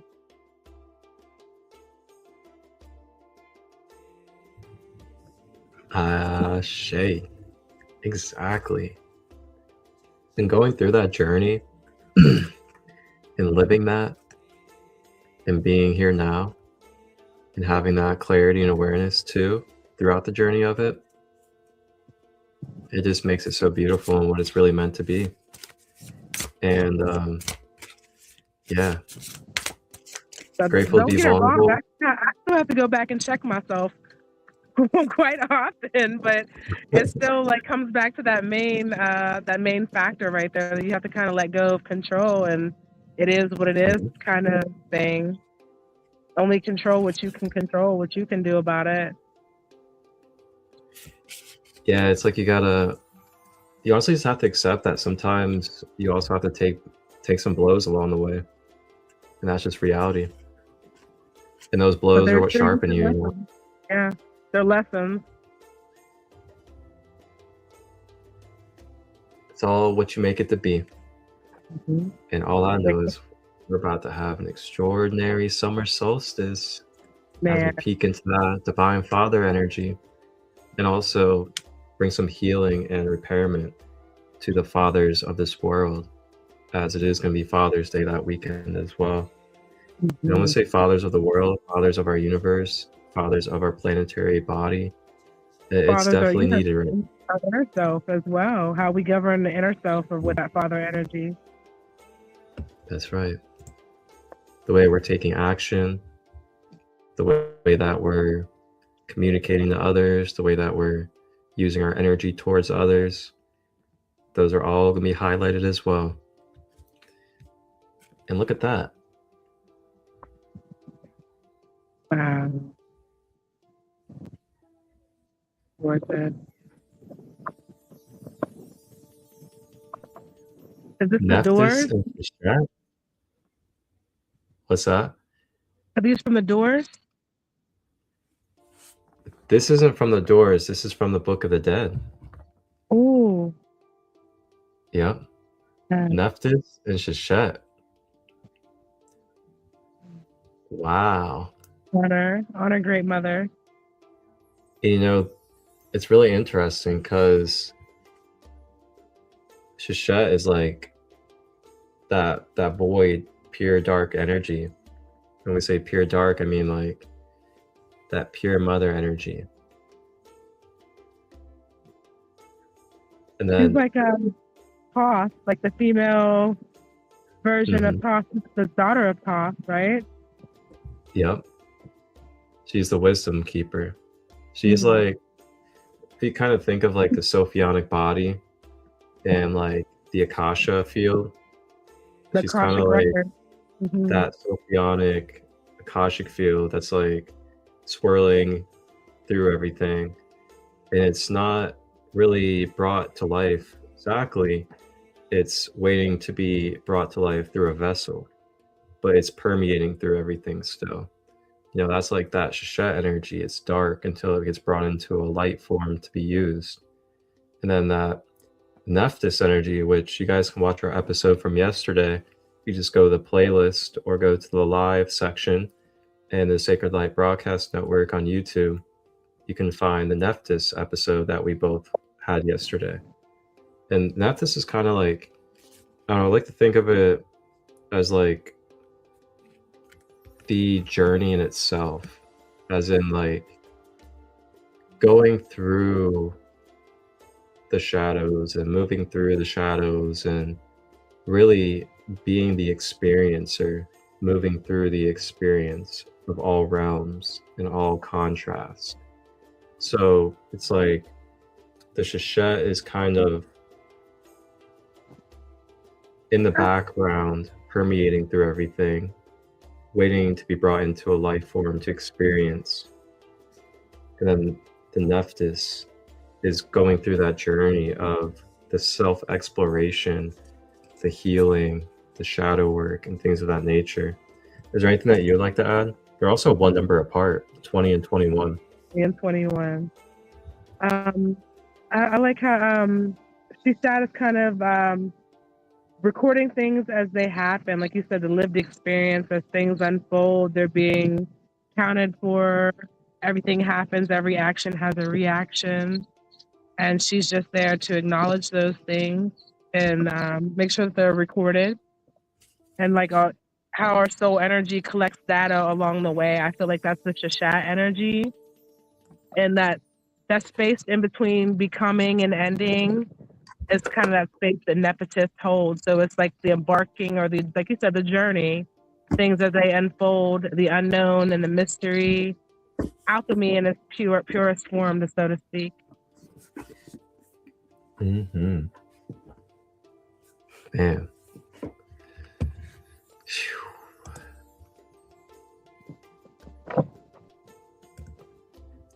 The energy's flowing so good, it's like, am I really supposed to say it's over? Oh, did we go over the journal prompt, the journal question? Oh, no, we didn't, did we? That's right. Okay. Well, I'll leave you guys some journal prompts that you guys can take on the rest of your day or directly after this or any other time that you feel. And these journal prompts are just great exercises to help invoke self-reflection. Also pulling out any layers that we want to identify into our consciousness, and to then ultimately bring that into a newfound awareness. And the way I like to do the journaling is, number one, to reflect on if there's any mental attachments or any type of mental imbalances that we are experiencing. So if you guys do want to, feel free to type on something, or you can also grab a journal right now to write these down. And I'll actually give you 44 seconds and we'll be back so you guys can write this stuff down.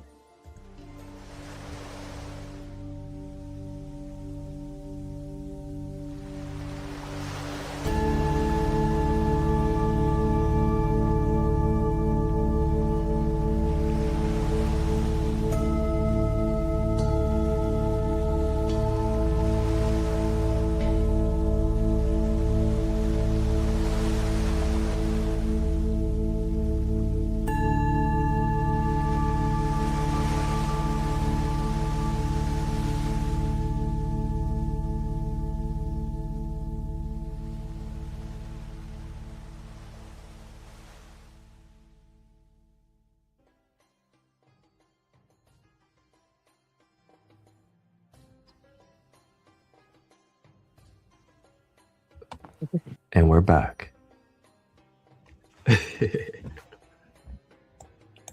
Oh yeah, just so you guys know out there, be on the lookout because we're going to be starting a weekly Cosmic News team. Just so you know, we're having some fun. It's going to be a little bit of humor, a little bit of spiritual comedy, but then also a little bit of sacred knowledge and esoterics as well, and holistic practices and tips that you guys will be able to pick up on regarding crystals and herbs and other things of that nature with different members of our Sacred Kingdom community. They'll be coming in and out each episode, and we'll be giving you guys some weekly doses of holistic and conscious ways to prepare for your upcoming week.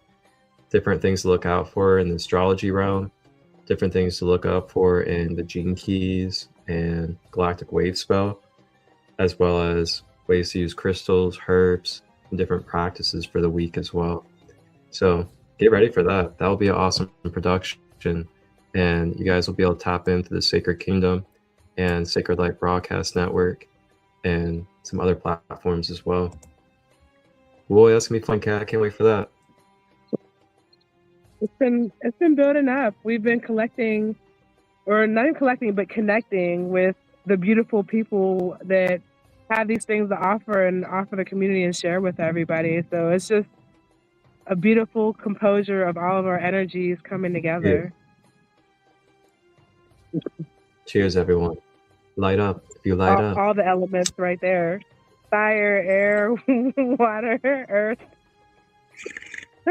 I think that's why I like blogs so much when I'm at home, because it has all the elements. I'm all about balance.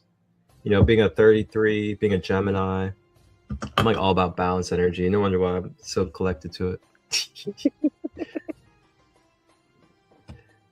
We're gonna have some 420 podcasts coming too for everyone out there. You know, we don't shy away from 420.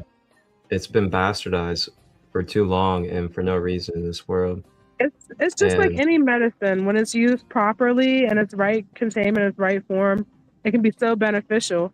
I believe Shishat actually has a marijuana leaf above her head in some of the in some of the things of her.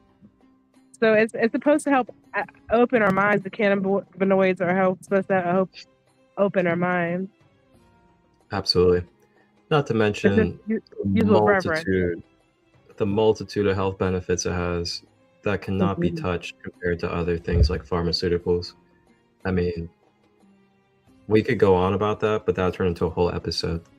So maybe we'll have to make one just for that. Exactly. Yep. And for everybody out there, I'm hosting a Puff and Recharge in Western PA on the 28th. It's going to be a hemp dispensary where you can legally and safely utilize cannabis in the dispensary.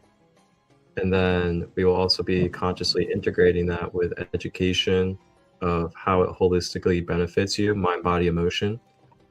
And then we're going to be giving you the opportunity to pair it with cacao medicine as well, sacred chocolate, sacred cacao.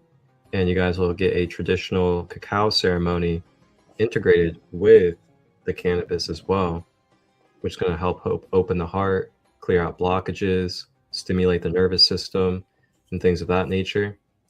And then also on top of that, I'll be guiding us through a sound healing sound bath as well, singing bowls, chimes, drums, things of that nature.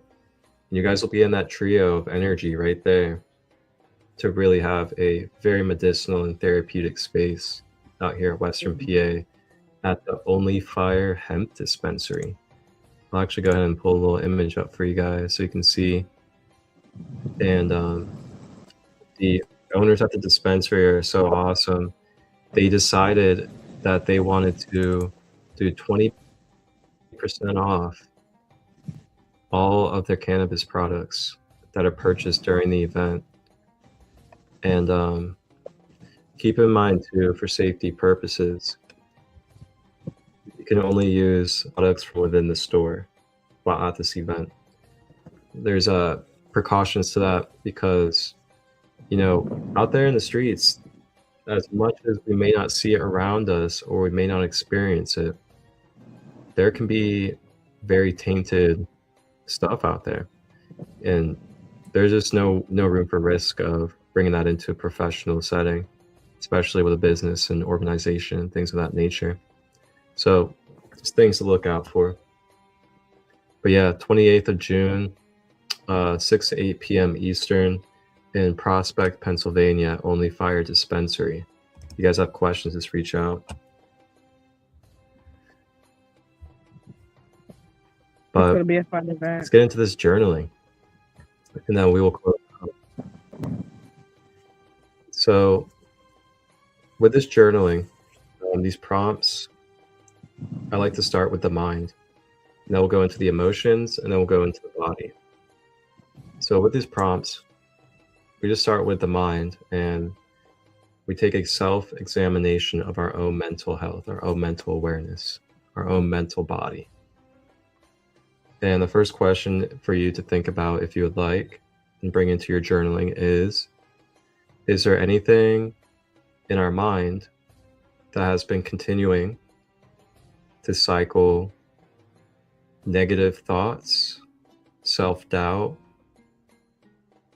or unworthiness?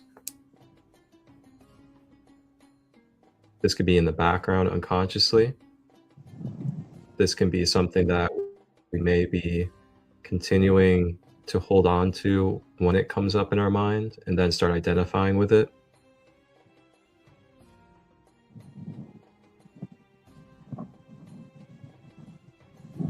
As we ponder on these, just remember to give yourself grace, to allow yourself to be an observer.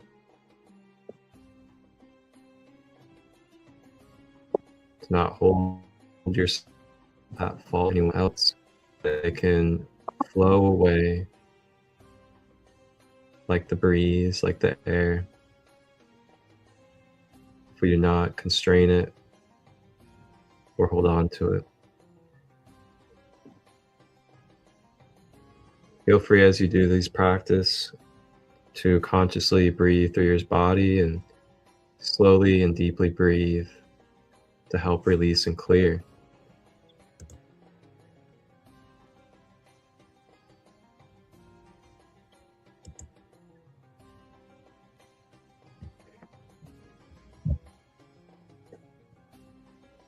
So again, just reflecting on if there is any thoughts of unworthiness, self-doubt, or negativity that is continuing to loop in our mind. If so, feel free to identify them and write them down in your journaling from a neutral standpoint.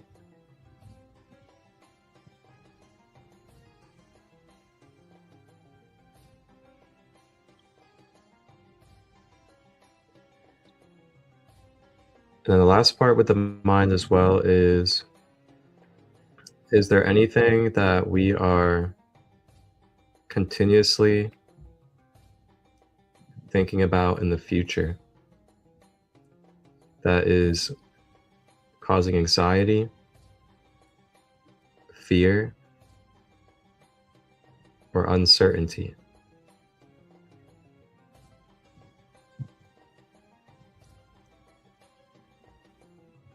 If we can identify anything in our mind that is causing such energy, feel free to journal it or to allow yourself to observe with it.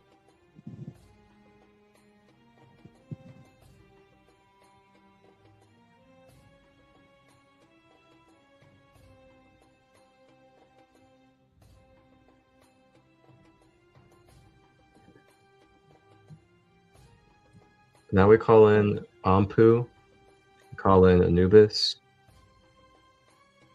And we call in Anubis as we draw in our breath.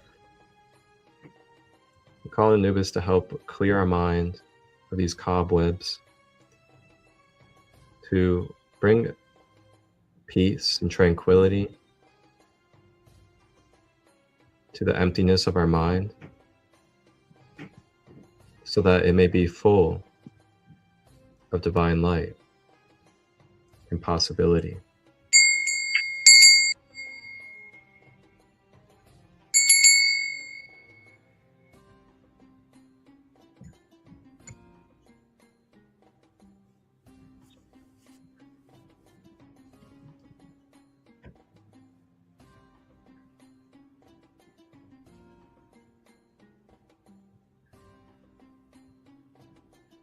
Now, if you would like, closing out the mind, feel free to create, write, or draw forward any type of word, affirmation, or statement that will help continue to keep your mind on the track that you would like it to be on and in clarity with self.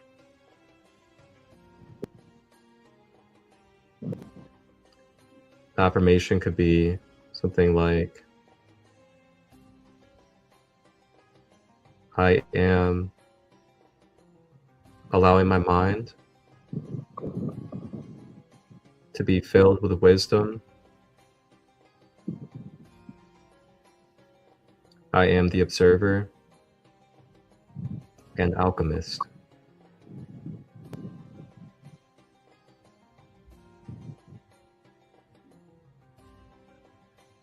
When you repeat that to yourself, especially in times of trial and tribulation, you can help redirect the focus of your mind and energy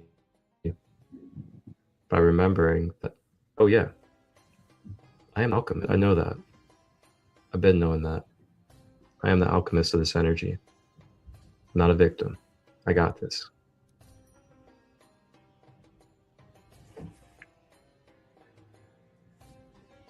All right, so now we'll drop into the emotional body. And if you guys ever need to, just feel free to pause this and rewind it and watch the replay as you please. As we drop into the emotional body, I ponder on the questions of, in my life, in my daily life, are there areas where I'm being overtaken by my emotions? Being overtaken by painful emotions? Being overtaken by wounded emotions?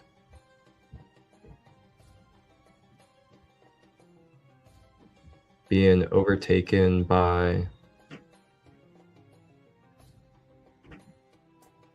too much happy-go-lucky energy?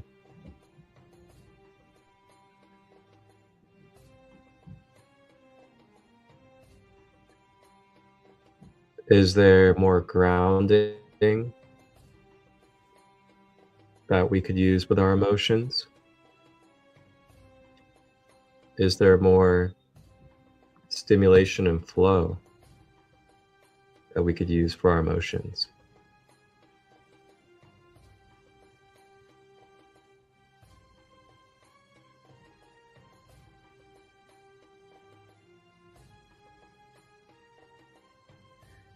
Breathing into our emotional body. As we breathe into the emotional body, we breathe in the love that is necessary for its repairing. We breathe in the love that refortifies and stabilizes our emotions.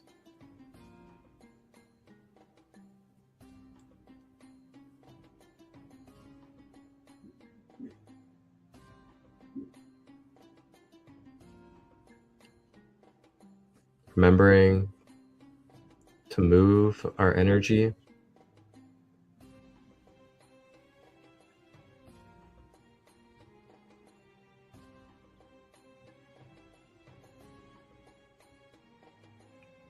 the affirmation you can take for the emotional body is, I am not a victim or stuck to my emotions. I guide my emotions with my higher intelligence.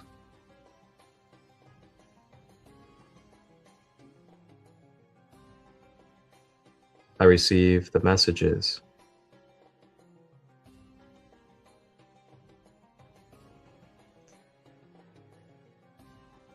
through my emotions.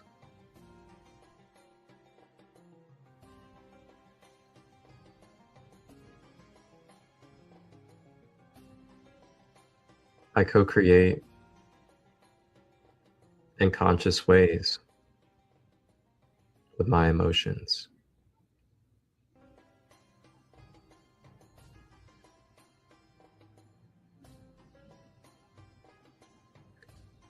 Preservation is a gift.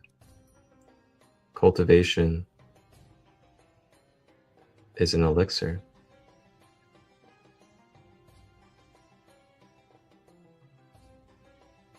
Taking any final deep breaths into the emotional body.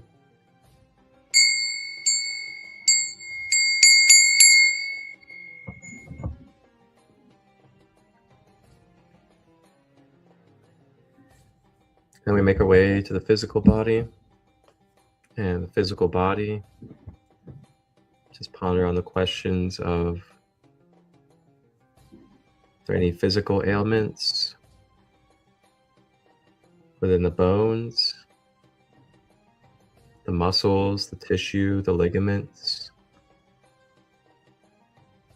that we could use some breath of life into?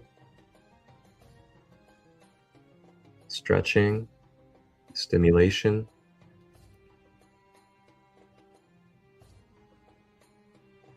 Herbal remedying, detoxification. Are any of these necessary?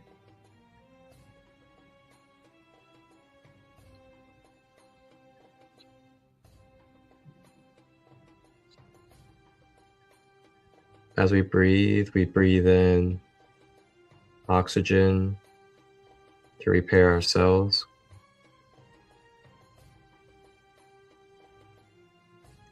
To bridge our neural network with every breath.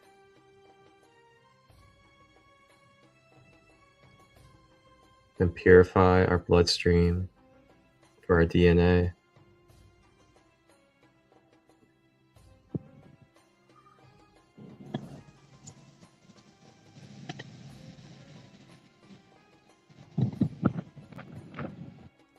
And feel free, if you need to shake your body, move your body.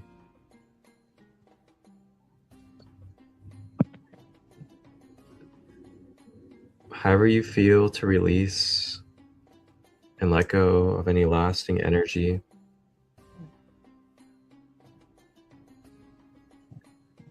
If you even need to scream, go ahead and scream. Let it all out.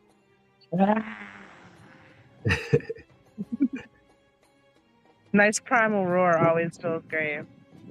Oh yeah. Tapping into that mama segment energy.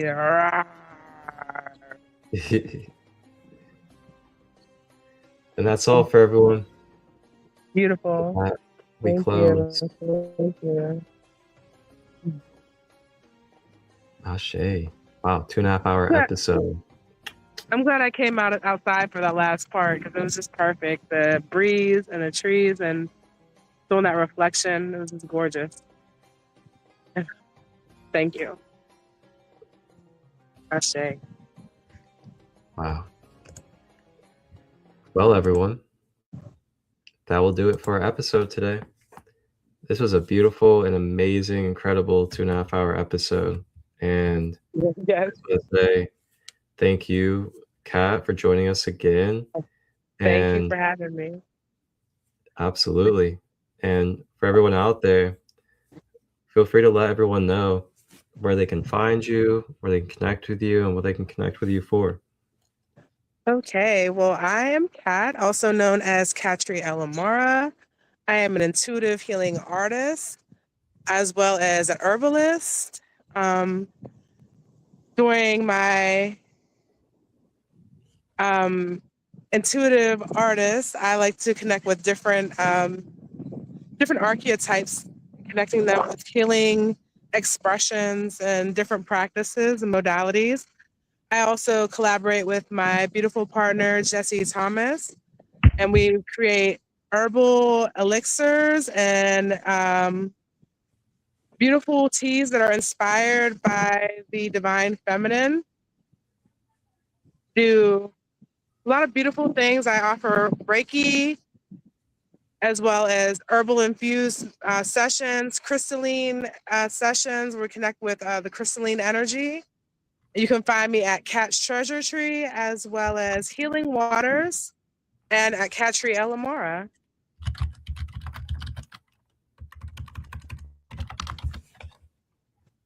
It's beautiful sharing space with everyone today. Thank you for showing up. Yeah. Thank you, Kat. It was an honor to have you again. And I look forward to what's to come. And yeah, I look forward to seeing you tomorrow at the retreat. It's going to be an awesome weekend. Sir. It's going to be beautiful. I'm Gratitude. just packed and ready to go. I'm ready. Yes, let's get it. And gratitude to all of you in the comments. Thank you so much for all that you guys expressed and all that you guys share and say in the comments.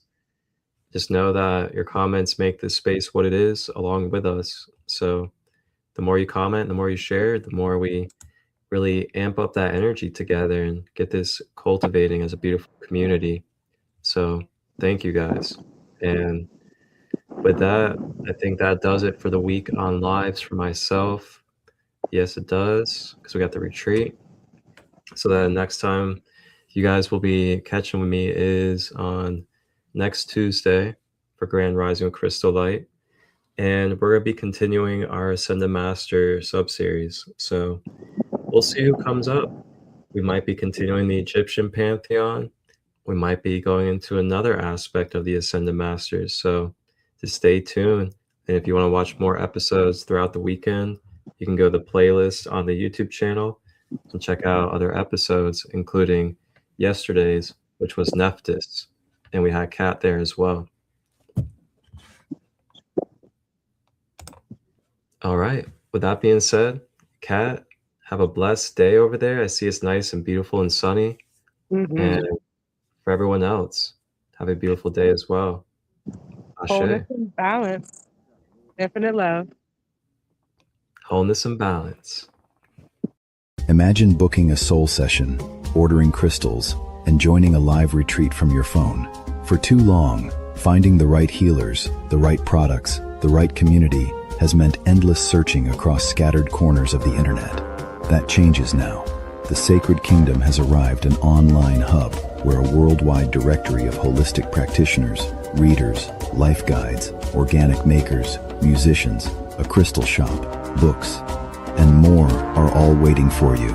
Book one-on-one sessions, order products, and discover Kingdom members serving locally in your area, all from your fingertips, wherever you are, whenever you're ready. Stay connected to upcoming events and retreats, both online and in person.